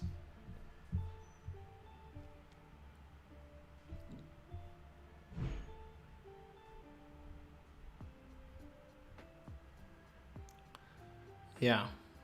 Because here's Kozaburo saying, listen, swords exist to cut people down. So that's his philosophy. Whereas Koshiro is a sword can be used to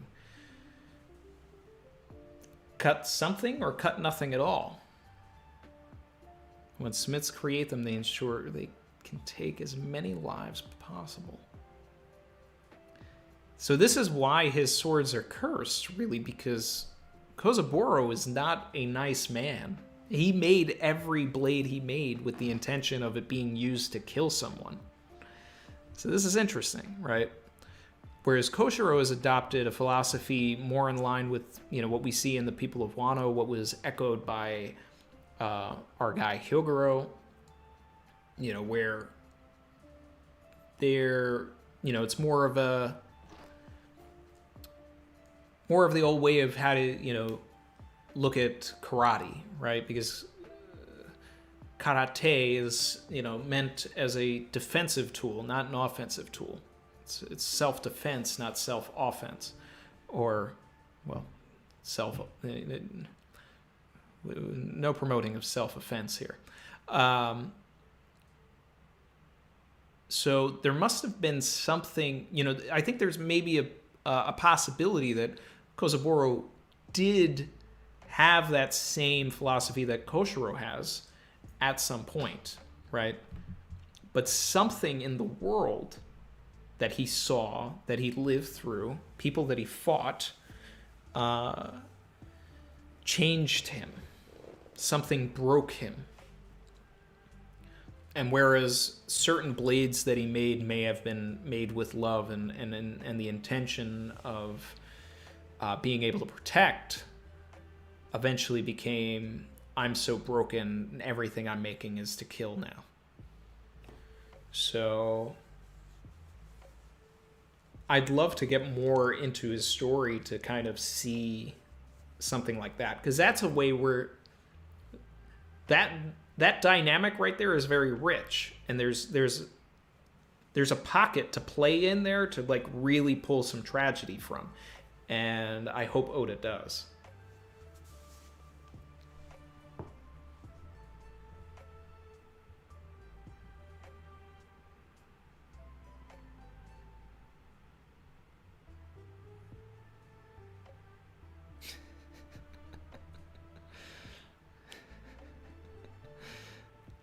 Randy isn't C-rate. He's Randy for a reason.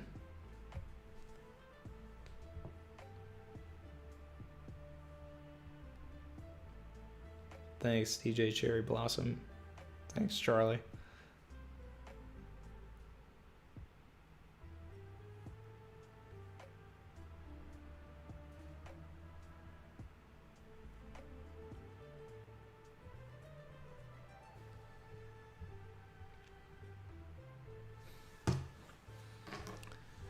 Catching up in the chat here.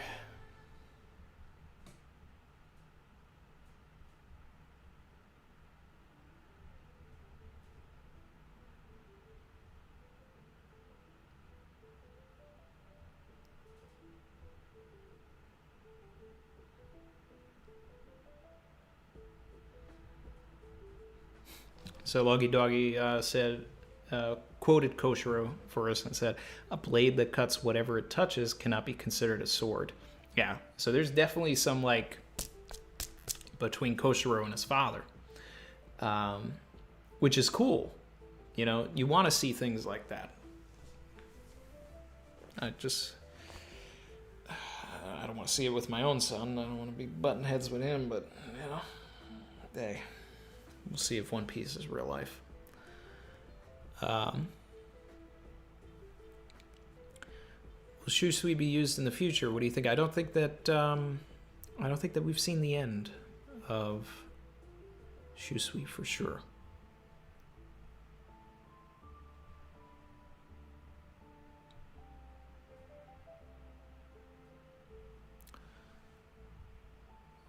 Safama did a coloring of King versus Zoro. He's putting it on the Discord. I'll check it out later.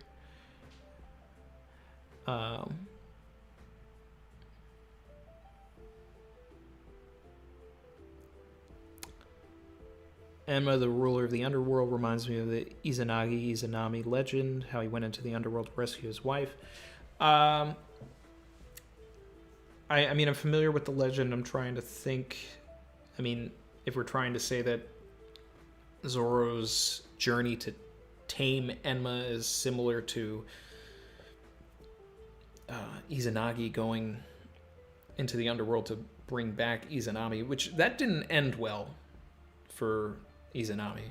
You know, Izanagi came back a broken man on his own, and his tears created Amaterasu and Susanoo and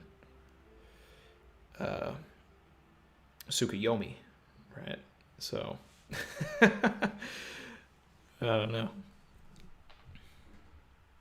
Andrew Arter, I just joined. What'd I miss? You missed a hour plus of at least C quality content from Randy Troy. Maybe D quality. No. We're having a lot of fun here. This was a great chapter.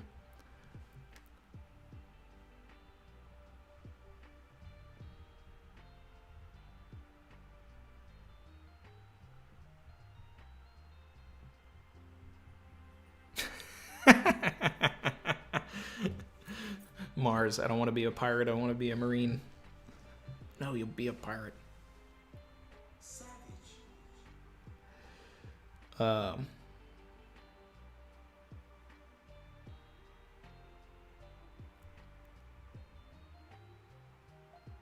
So Zoro must find a wife to make Enma his. I mean, you know, could be a way that, you know, we're going here.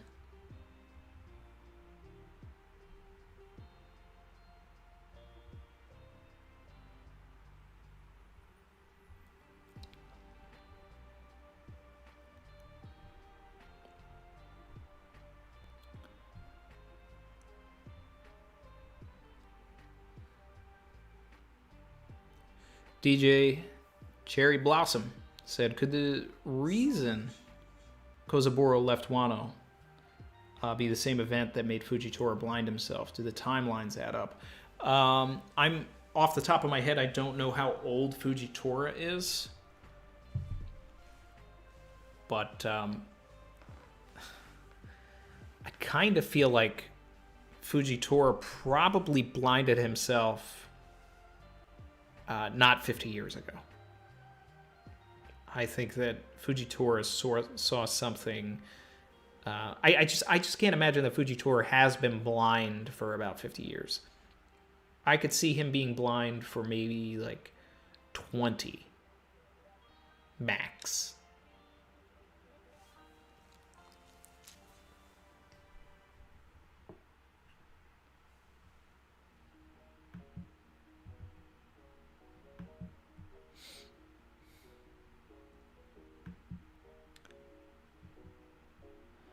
But I actually will say that the event that made Fujitora blind himself could very well be tied to Kozaburo's reason for being wanted, something that he did while, you know, before establishing Shimotsuki Village. It could be why Kozaburo just chills on a rock and just kind of fishes and, you know, threw his name away. There's things like that, you know, could be. John Doe, the real question is, who is the Roanoa in his name? I had a mini theory that Zoro was half Amatsuki, half Shimotsuki. Thoughts? Well, I think he would have to be half Roanoa, right? I mean, not necessarily, I guess, but I mean, it would make sense.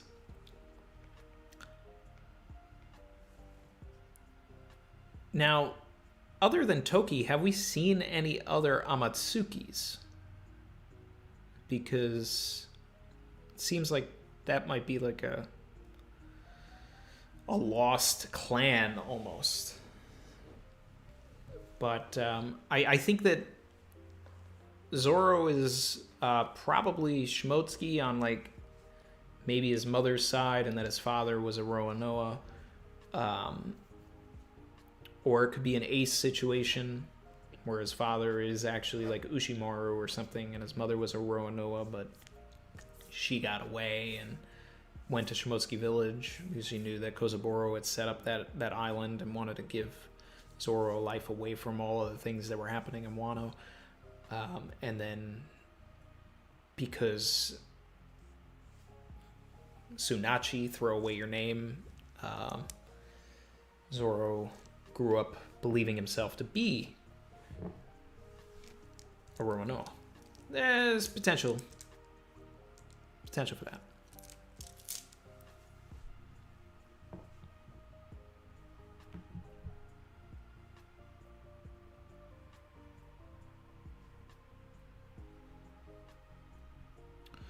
Ooh, we got spam from webcamschats.com.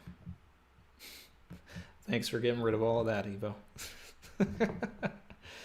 Oh my god. Can we just like talk about One Piece in peace? Like I always say, I don't want my mods to actually mod, I just want them to hang out.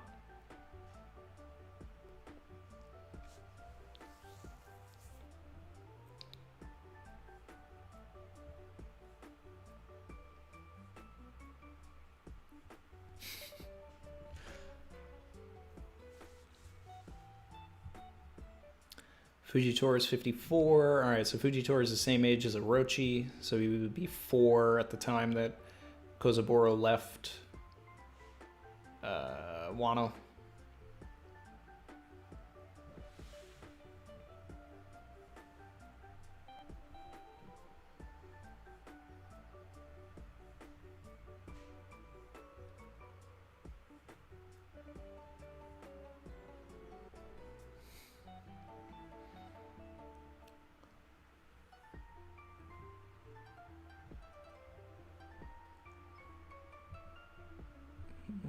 Let's see. Phantom Greyfire said off topic, but what do you think the One Piece live action should have as a threshold for explicit content? I thought the studio went a bit overboard with Bebop, certain episodes, not all. So I don't know which explicit content you're talking about. I mean, like deaths and things like that.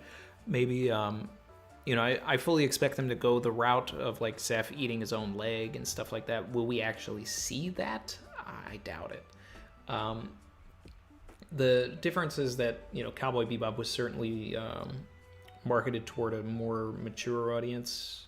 And I think their goal for One Piece is sort of to, you know, maybe do like a TV-14 or something, you know, slightly above PG-13, but maybe not quite R-rated, but we may get some things, you know, that feel right. And I mean, and that's what essentially One Piece really falls, you know, into the bracket for anyway.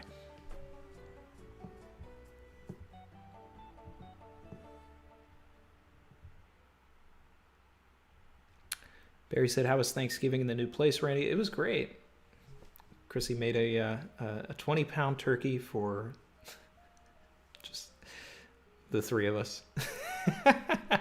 We decided not to travel and see family. We'll see them for Christmas. It was just too much after the move, but we had a really fun Thanksgiving. It was nice,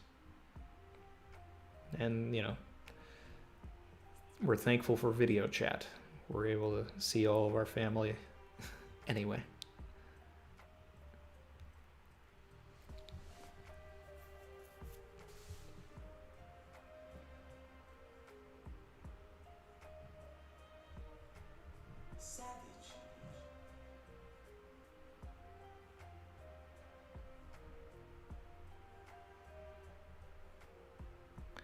Shout out to Cash. Say, Randy, you don't think the line about the Marines has anything to do with Tashiki and Kuina?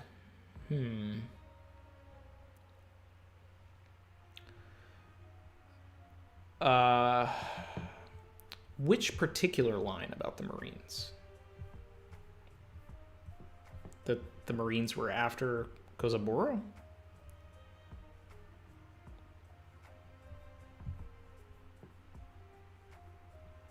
So I'm heading back. I mean, I think it's pretty sus that in a chapter that features Kuina on the cover, the cover page is Tashigi. You know, I mean, that's totally on. It's totally on purpose by Oda. You're gonna bring the Marines down on my head.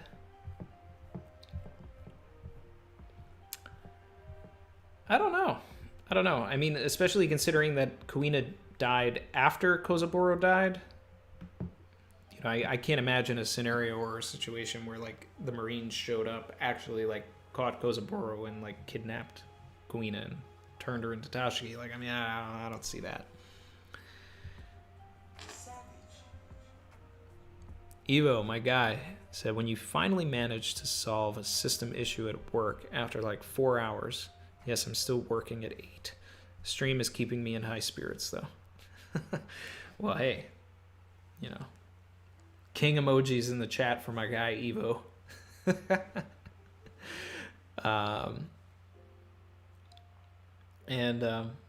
Glad the stream's keeping you in high spirits, man. You know, I mean, that's the whole, you know, that's the point, man. We're trying to have, you know, positive energy here, having fun, talking One Piece, getting it all out of our system.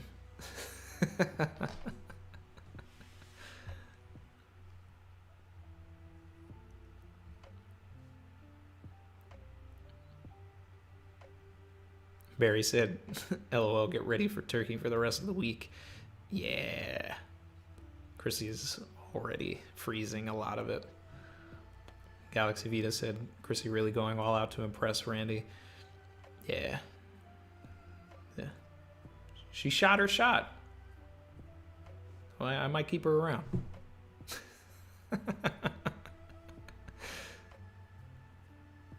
Dizza said he'll be over soon for some turkey. Oh man, I'm actually, you know, once I end this stream, I'm like, you guys got me in the mood for more. Not that there's anything, you know, else to eat right now. Like, I mean, that's the meal for the next week.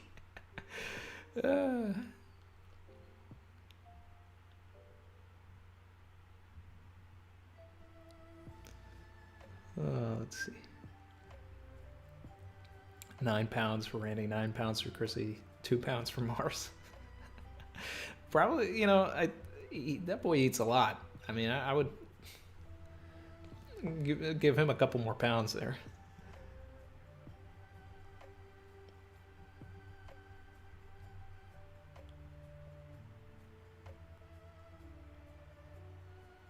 Headshot Pope said, let me see the General Frankie in the back. Oh, yeah. I love this General Frankie. All right, guys, be careful. Vertigo.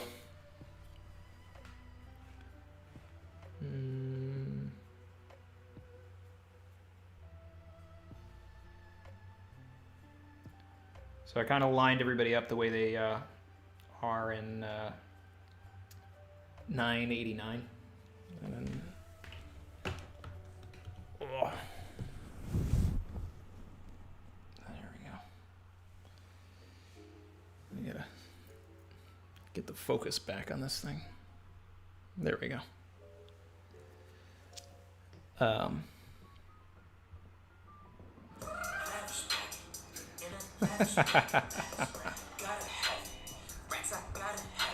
have it. Do you see this jacket? Do you see it?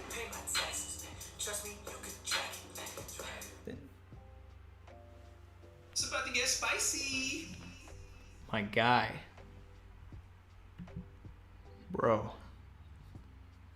Ty. Sorry I'm late, Captain. Shout out to all who witnessed Captain Ranji's Hour of Legends last week. Oh my god. I'm still buzzing from this chapter, he said. Yeah, let me see those W's in the chat. Let me see those kings in the chat. See those Luffy shocked faces in the chat. Bro, I hope you had a good holiday, man. Yeah. Already read the chapter twice. The second chapter, the second read through, it actually hit even harder. You know, we went through a lot of the, you know, the themes and stuff about it.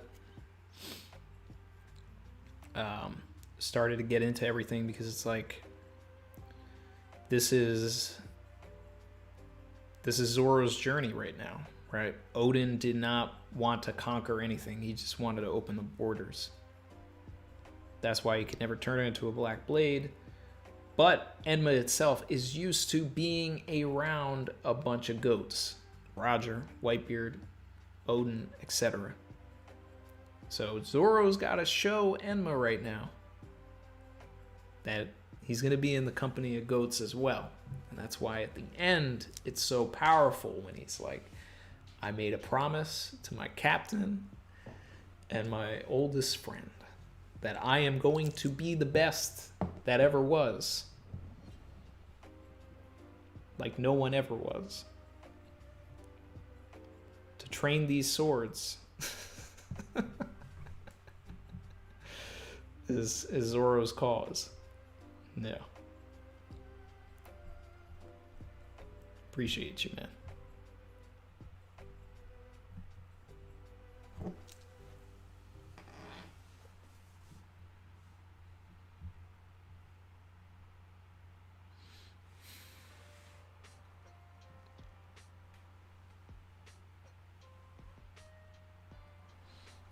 Safama said, how's Eddie doing?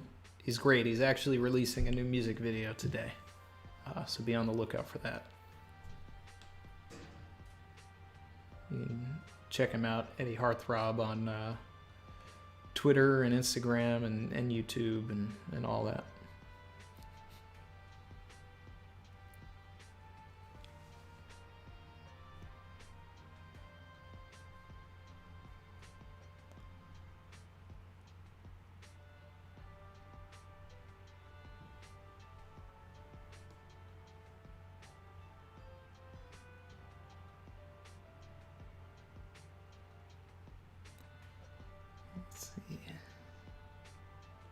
Lucy B said, I want to know about Zoro's parentage even more now. Absolutely. I mean, you can't...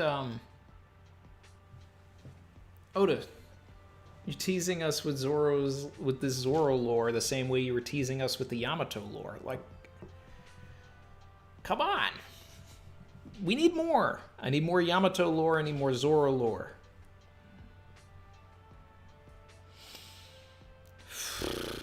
Man. Barry said Sanji was guiding her knife.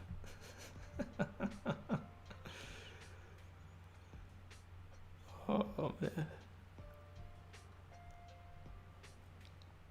Dizza said 100 bands tie in the building.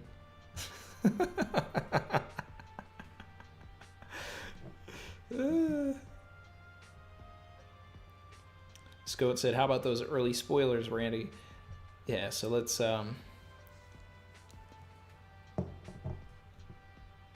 go through some things. Let's try and see.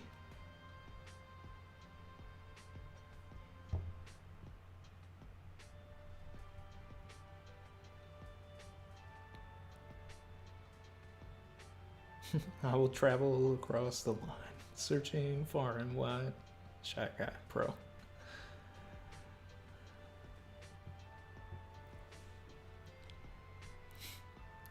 Very motivated said, Ty is never late. We're all too early.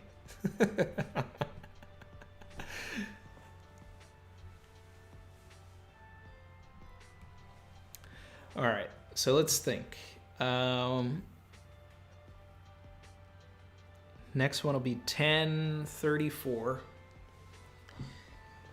The 934, if Oda wants to go, 100 chapter thing, which he didn't do this chapter, but he did the 2 chapters before.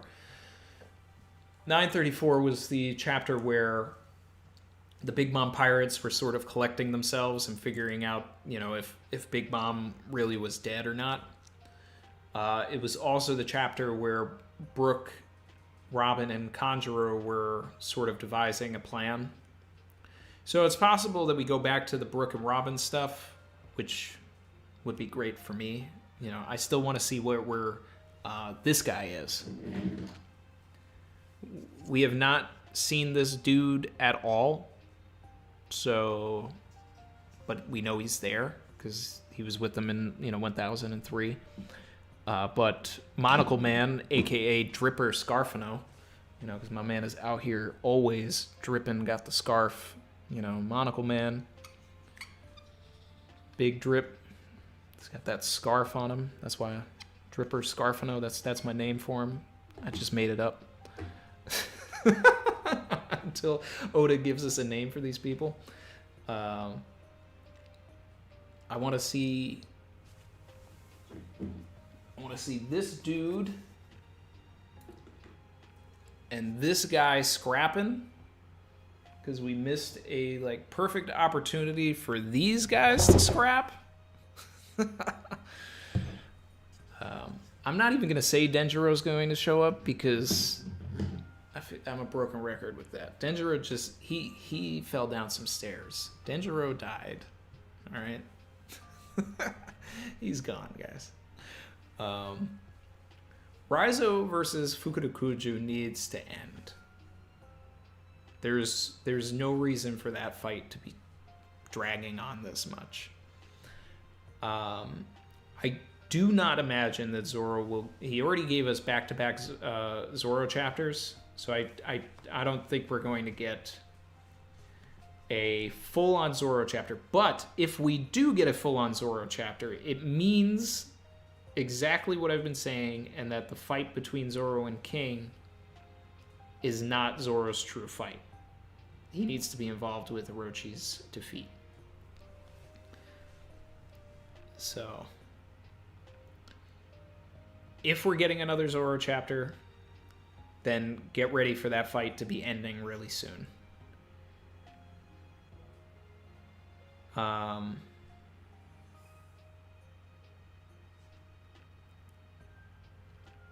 I wouldn't be surprised if we catch up on some of the other Straw Hats, because we haven't in a while. Not Luffy. I don't think we'll go back to Luffy just yet. We have not seen Jinbei in a really long time. Like a really long time. So if Oda is trying to set up anything with Jinbei, I think now is the time. It makes sense if we get a little more of an update on Kazenbo, because it seems like that's like the thing that the big timer for the arc is right now. Is like Kazenbo is the most dangerous thing for them. So we should get an update on Yamato chasing after Kazenbo, even if it's just like a couple of panels. Maybe this guy gets in Yamato's way, and then Robin and Brook also like pull up. That'd be cool. What are the things that I want? Always more Sanji. Definitely more Drake and Dripper Scarfino. Monocle Man. But I don't see that. I don't necessarily see getting more of that. Could be wrong. It would be pretty wild if we got an update on the Big Mom Pirates, right? And that they're like scrapping with the world government ships ready to annex Wano, because that would give us 100 chapters later of like a chapter that had the Big Mom Pirates, and then 100 chapters later we see the Big Mom Pirates again, even though we had seen them before 100 chapters. It wasn't 100 chapters since the last time we saw them, but we've seen them so few times that it's of note, right? I really want to see, you know, and I said this in the Sanji summit that I did with JD Legend, King of Lightning, and Joy Girl, but I want to see the SSG on those world government ships fodderize the Big Mom Pirates. You know, I need them to just body them so that we understand that the SSG is actually a threat. Because right now, who knows?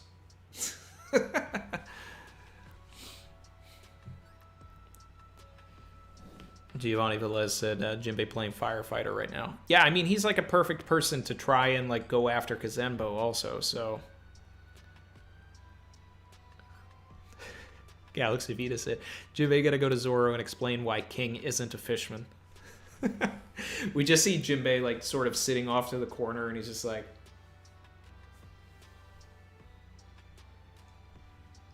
he's just hanging on a rock looking like this, and he's just like, yo, Zoro, We gotta talk.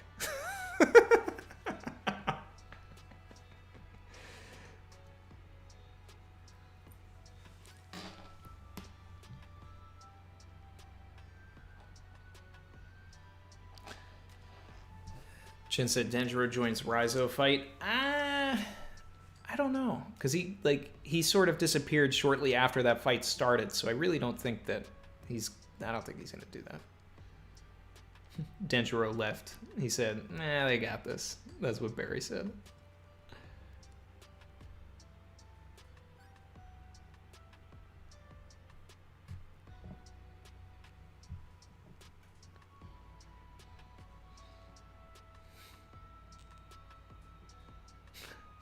Zoe said, SSG says, LOL, get bodied.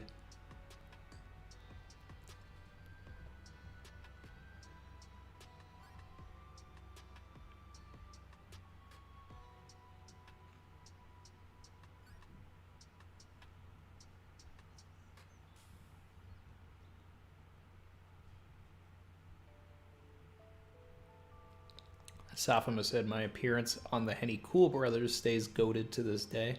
Oh yeah? What was your favorite part of that? It's been a while since that one. Barry said, oh, Randy, do you think we'll catch up with Nami and Tama? Do we think Tama's fulfilled her purpose here? So that's a great question. So like when I'm saying like I want to see what's up with the other Straw Hats, like definitely Nami and Tama are included with that. I want to see like Usopp getting a little bit closer to Kiku with Kanjuro's legs. You know, where's that? Yeah. There we go.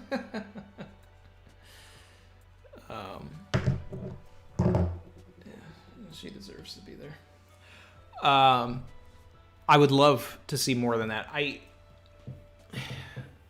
still want very much, of course, for it's getting a bit dark here.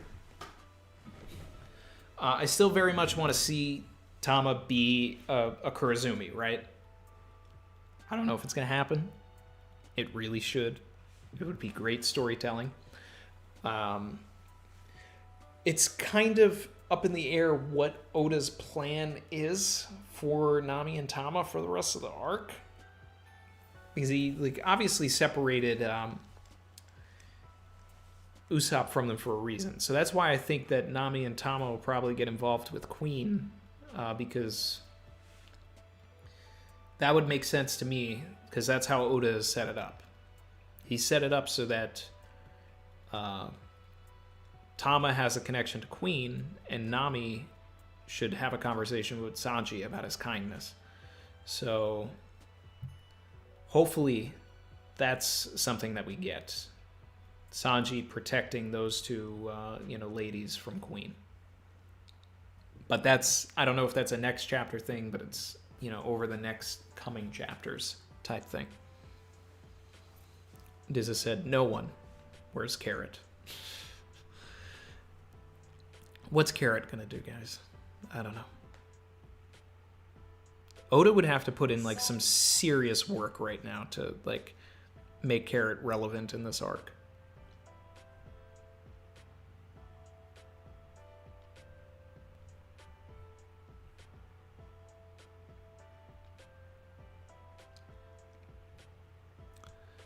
Shout out to Patrick Fowler. Thank you. Said, what if Roanoa is a fake name and Zoro is a Kurozumi and a Shimotsuki? Kozaburo saved one of Zoro's parents from the Kurozumi purge and left Wano. Zoro's part in the defeat of Orochi and freeing Wano redeems the Kurozumi clan. I'm not against it. I'm not against it because at the core of it, it basically gives me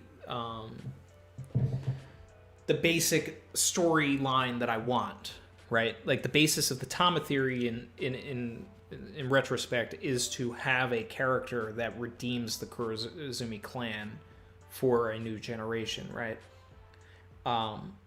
And considering that the Kurozumis were this cursed clan, it would make sense if Zoro was, part of that as well, and then brings about, a new era of Kurozumi. So I'm not against that. I do like it better for Tama, based on the interactions that Tama has had with Momonosuke. It's a little deeper there. But it's a great way to tie in one of the main characters into the story, and loop it around that way. And then it would also flesh out like his own lineage. I like that idea of Kozaburo like saving a Kurozumi and then somehow getting the Roanoa name from something else. I'm okay with that.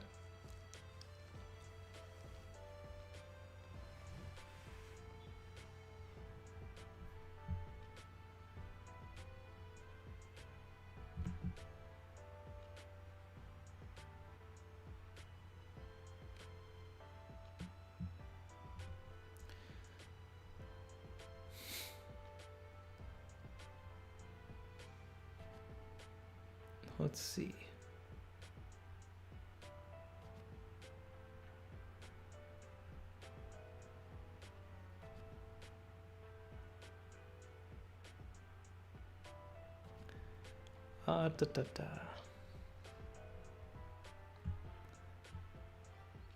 Catch it up on the chat here.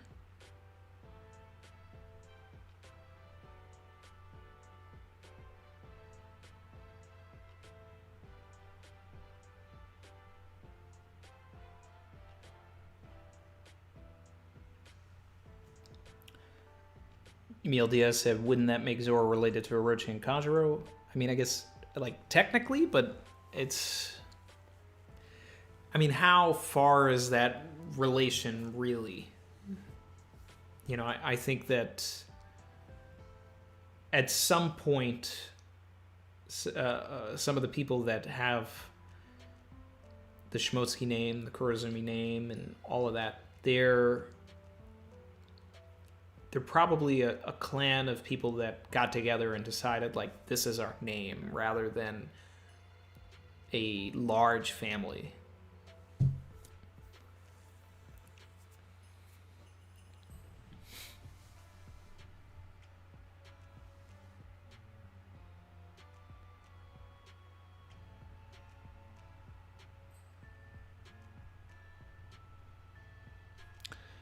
Yeah, Joker has been missing. Has anybody seen that guy in like other streams? Gotta make sure the resident troll is all right.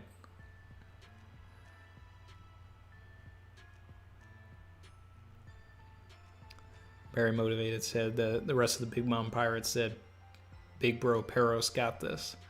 I saw someone say, and I don't remember where it was, but that they were waiting for like Perospero to pull out a book at some point, and that Montdor had used his ability to like store all of the Big Mom Pirates inside of a book, and Perospero had it, and he was going to throw the book and let everybody come out. That would have been dope. That would have been amazing. It would have been a curve, one of the best twists. It would have been awesome. I don't see that happening now.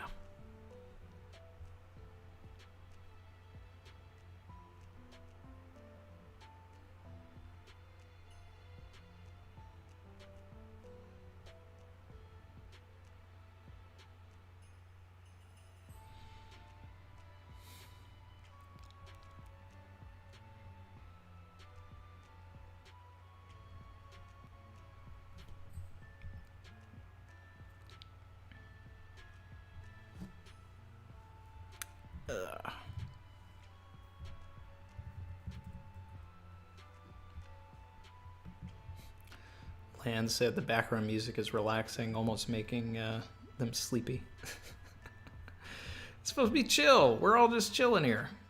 All just chilling.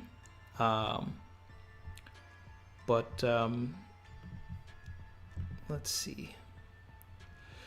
Yeah, I'm starting to get hungry, guys. I think I'm gonna wrap things up. Shout out to the 300 people that are still in here. Again, if you haven't subscribed, hit that button. If you haven't liked, there's that as well. stay for like another couple of minutes. Last questions, last things to talk about, and then I'm gonna run. My guy Eric said, "Hey, new crib." Yeah, man. Still organizing things and all of that, but we're here. Still a lot to unpack. But yeah. Giovanni said Meatball Friday. No, it's Turkey Friday, Turkey Saturday, Turkey Sunday, Turkey Monday, Turkey Tuesday, Turkey Wednesday, Turkey Thursday, and then it'll probably be Meatball Friday.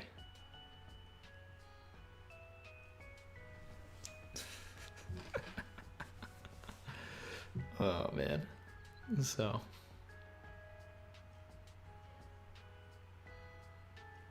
Safama said, shout out to Randy for the fire streams. Keep them coming, please. We all eat when you make those. Thanks, man. I just love hanging out with everybody. You know, finally get a chance to talk about One Piece. And I get to get out all of the stuff that's been pent up for almost 20 years with like the, I don't know, 2 or 3 IRL One Piece fans that I know. Oh, man.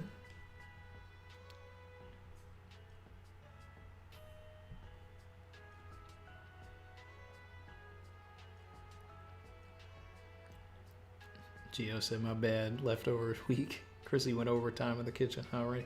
Yeah, 20-pound turkey, bro. 20 pounds. For just us. I mean, that's what they had, so.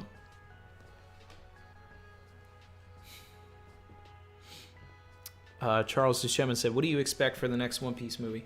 I really don't know what to expect, you know, especially if they're trying to say that it's canon and that it's going to involve Shanks. It really just feels like stuff that should be in the manga. You know, to this day, I think everybody kind of like looks at Chapter 0, Episode 0 as like full canon, but then Strong World is like, not really canon. Realistically, based on, you know, where Shiki is in the hierarchy, or if you want to start power scaling or power leveling and all that, Luffy should have never been able to beat him, but, you know, hey, whatever. What I would like from Film Red, right, is a Shanks flashback.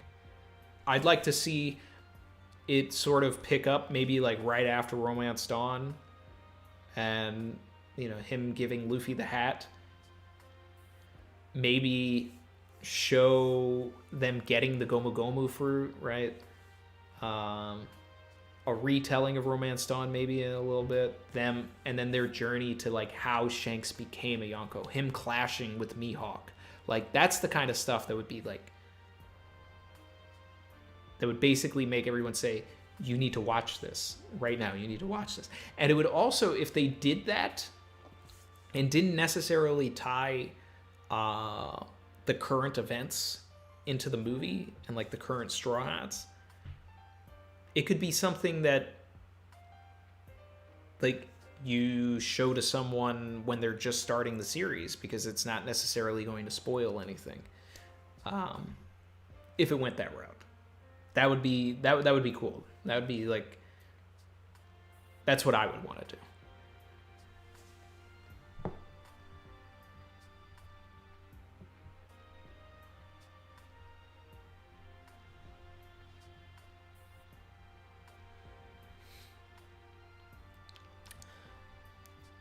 Dawn Knight 1993 said, we're going to talk about Cowboy Bebop soon.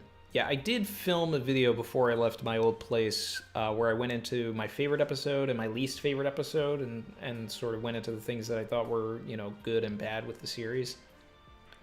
Just got to edit it. But then I don't know if I should reshoot it because I'm in a new place, and then it would be like weird to put a video out from the old place. But I don't know.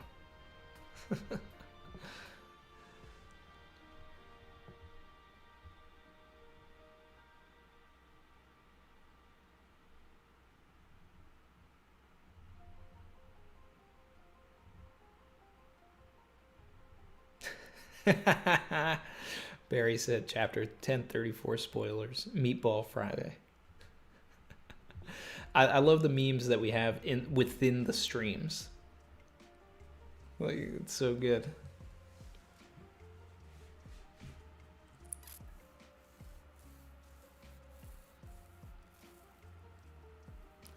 Destroyer said Cowboy Bebop was cringe, but somehow I enjoyed it a lot. Look, I never said it was perfect. You know, I was like getting flamed in the comments for me, you know, liking it. And I was like, people were out here acting like I gave it a 10 out of 10. Like I said, it wasn't perfect. There were episodes that I liked. There was at least one episode that I thought was trash, which was episode 6. And that's just because I don't think that star-crossed lovers should ever meet outside of like in a dream or a simulation and all of that. And then the weird posterization filter they put on it was just so bad. But there's a lot of good things that they did. Like, one of my favorite aspects of what they did with Bebop was giving Jet a child. Like, that was something new that they added that I thought made Jet's character better. Right? And raised the stakes, you know, in certain situations towards the end of the series. How they took a small character like Elisa from Ganymede Elegy and made her like sort of a consistent character. Like, changes had to be made to fit it into a like story format, because unlike One Piece, Cowboy Bebop is procedural. So you're going into episodes of Bebop and it's really just Spike, Jet, Faye, Ed, and Ein, and they like go fight the bad guy, and then the next episode they don't even talk about anything that happened in the last episode a lot of the time. But when you're making a television show, you need to have things connect, which is weird and different and, you know, not necessarily what Bebop is. You know, it's more disjointed than that.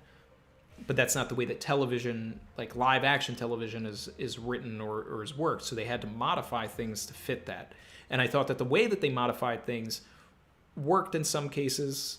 A lot of the Vicious and Julia stuff didn't necessarily work for me in the beginning. It got better after episode 6, I thought. That's when I felt like everything started to sort of mesh for Vicious and Julia in particular. So this is a little taste of my thoughts. My favorite episode was episode 4. I loved the callback to Gateway Shuffle. I also thought it was hilarious that they changed the what the eco-terrorists were doing. They weren't turning them into monkeys anymore. They were turning them into trees, which reminded me of the Don Cheadle Funny or Die sketch where he was just turning people into trees. So I don't know. I was on board for it, but I also thought it was like one of Faye's best episodes, and it was funny, it was quippy, like it was different and the same at the same time, and that's what an adaptation should be. You know, you don't go into a Marvel or DC movie expecting exactly an adaptation to cover everything perfectly, right? Like, I'm not going to go into The Dark Knight and be mad that they only adapted The Long Halloween in like one segment where you actually see Harvey Dent, Gordon, and Batman together on a roof. I'm not going to get mad at any sort of references that are made in any, you know, the Marvel movies. Like, they're doing their own thing, but they're also like homaging the original thing, and that's what it was. It was an homage to the original series. And from that perspective, and being able to step outside of that because I understand what goes into it, I'm like, you know what? I enjoy this for what it is. And that's why I said it was like, this is the best live action adaptation that's been done, because it was done from the television format. Rather than trying to compress everything, trying to force everything. Were there cringy moments? Yeah. Were there bad lines? Yeah. Were there good lines? Yeah, there was a lot of them. But, you know, what gets shared on Twitter is a lot of the stuff that people didn't like. And I knew that was going to happen. I even said, like, there's things that people are going to like flame on and all that. But there's actually a lot of good stuff in the series.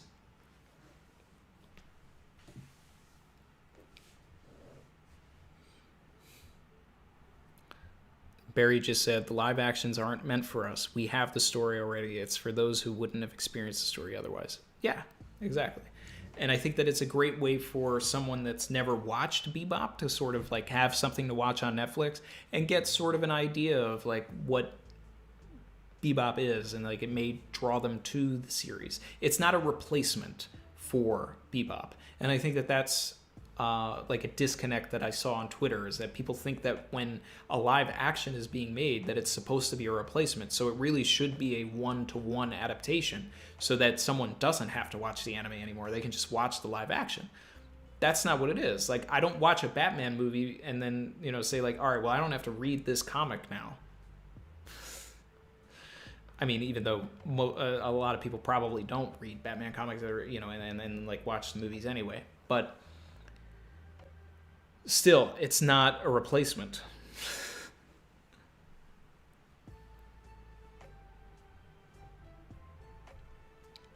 Godspeed said, only thing I also hate was what they did to Julia and Vicious story, and it is kind of off to me. I'm interested in where they're going to take the Julia and Vicious stuff in season 2, so I'm kind of like, I'm not going to jump on that until I see what they do with it. Because it's like, okay, this is an interesting sort of diversion. Where are you going to take it, though? So, and Ed was a little strange or whatever, but, give the person a chance to, there's only one scene. So, you got to see what happens in season 2.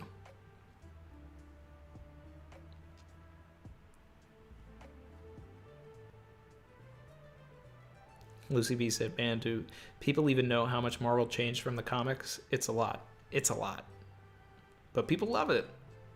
And no one talks about it, like, in the same way.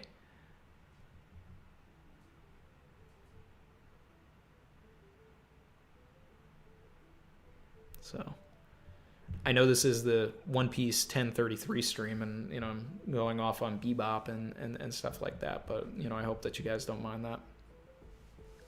Emil said Don Cheadle's the best Captain Planet. I mean, I can't argue.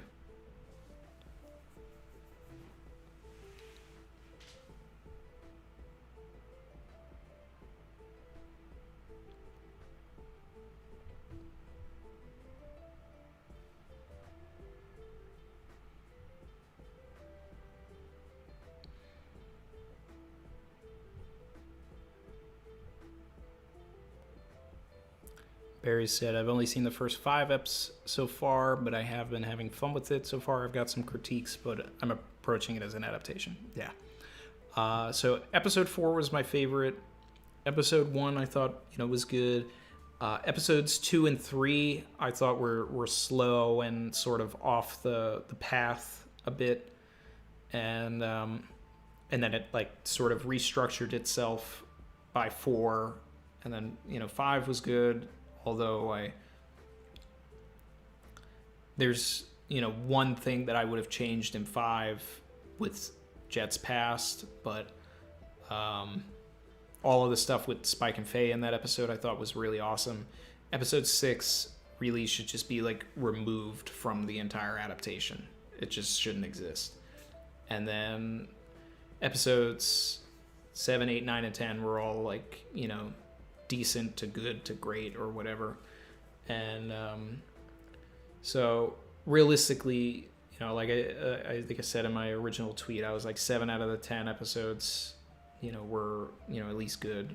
So I gave it an 8 out of 10, but really like it's probably more like a 7 out of 10 based on that.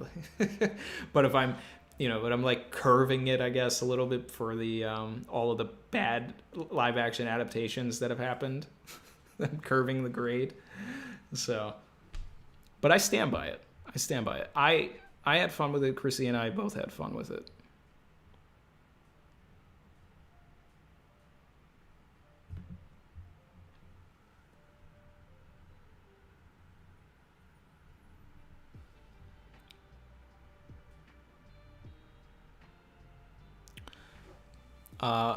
So Siddhartha asked Randy an interesting fact. Do you think that during the fight with Zoro versus Mr. One, the Wado Ichimonji took out Haki from Zoro? Sorry for spamming. So I'm one of the people that does believe that Zoro like pulled out armament Haki in that moment and took out Mr. One using armament Haki, but then didn't know how to like bring it forth.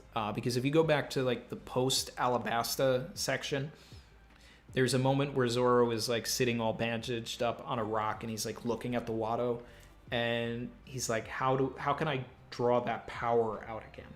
Right? So he did something that he didn't understand. And I think that was like Oda's subtly foreshadowing armament Haki. So yeah.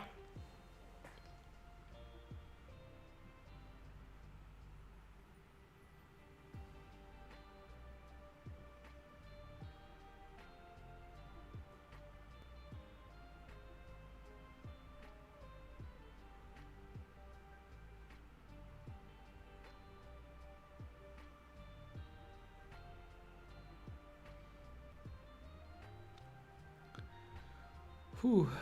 Catch it up on the chat one last time, and then I'm probably gonna run out, guys. Let's see.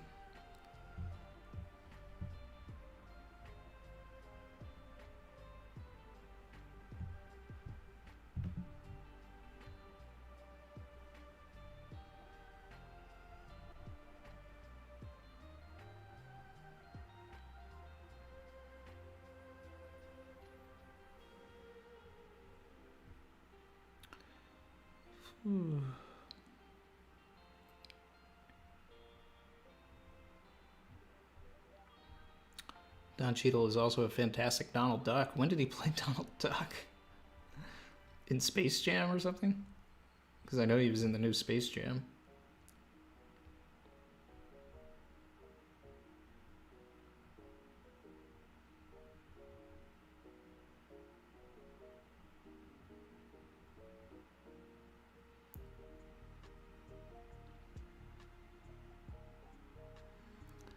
Jen said, Bebop was a stepping stone and turning point for me, a preview of what Tomorrow Studios can do with One Piece. I'm sorry, I just can't anymore. So, look, I think what Tomorrow Studios did with Bebop will translate better in the One Piece world. There's also... So, the heads of Tomorrow Studios are the same, and they are producing One Piece, right? So at the very top, from a creative producerial role, you know, Marty Adelstein and Becky Clemens will be there, but the directors, the writers, the showrunner, like that's all different, and those are the people that really actually go out and, you know, hands-on make the product. So Bebop is the closest thing we can look at to see what we can expect from the One Piece live action. But these are also two different shows. Whereas I actually do expect the One Piece live action to take less liberties than Bebop did. Because One Piece is an anthology. Well, not necessarily an anthology, but it's an epic, right? It follows a through line, more like a Game of Thrones would, whereas Bebop is actually more of an anthology where every episode is different and separated from the rest. So it makes more sense to follow that through line, whereas Bebop had to create that through line. That's already set for us in One Piece. So things will be cut, things will be different no matter what. But I'm excited for it. Anybody who's not, that's fine, and you know I understand why, but I'm excited for it. I've been waiting years for it, decades. So, Barry said they do DuckTales. It's amazing. They give Darkwing Duck a backstory in an episode called The Duck Knight Rises. That's great.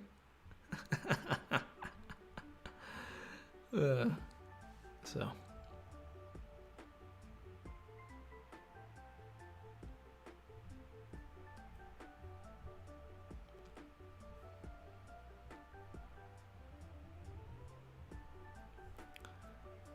All right. So I think I'm gonna run now, guys. Shout out to the 281 people that are still sticking with me. Appreciate the 342 likes on the stream. If you haven't liked it, hit like. If you haven't subscribed, hit subscribe. And I'll see everybody real soon with the analysis. 10:34 next week because there's no break. I'm glad to hear that, everybody that shared here sounds like, everybody had a good holiday, so that's great. And, yeah, I'm just slowly chipping away at the studio.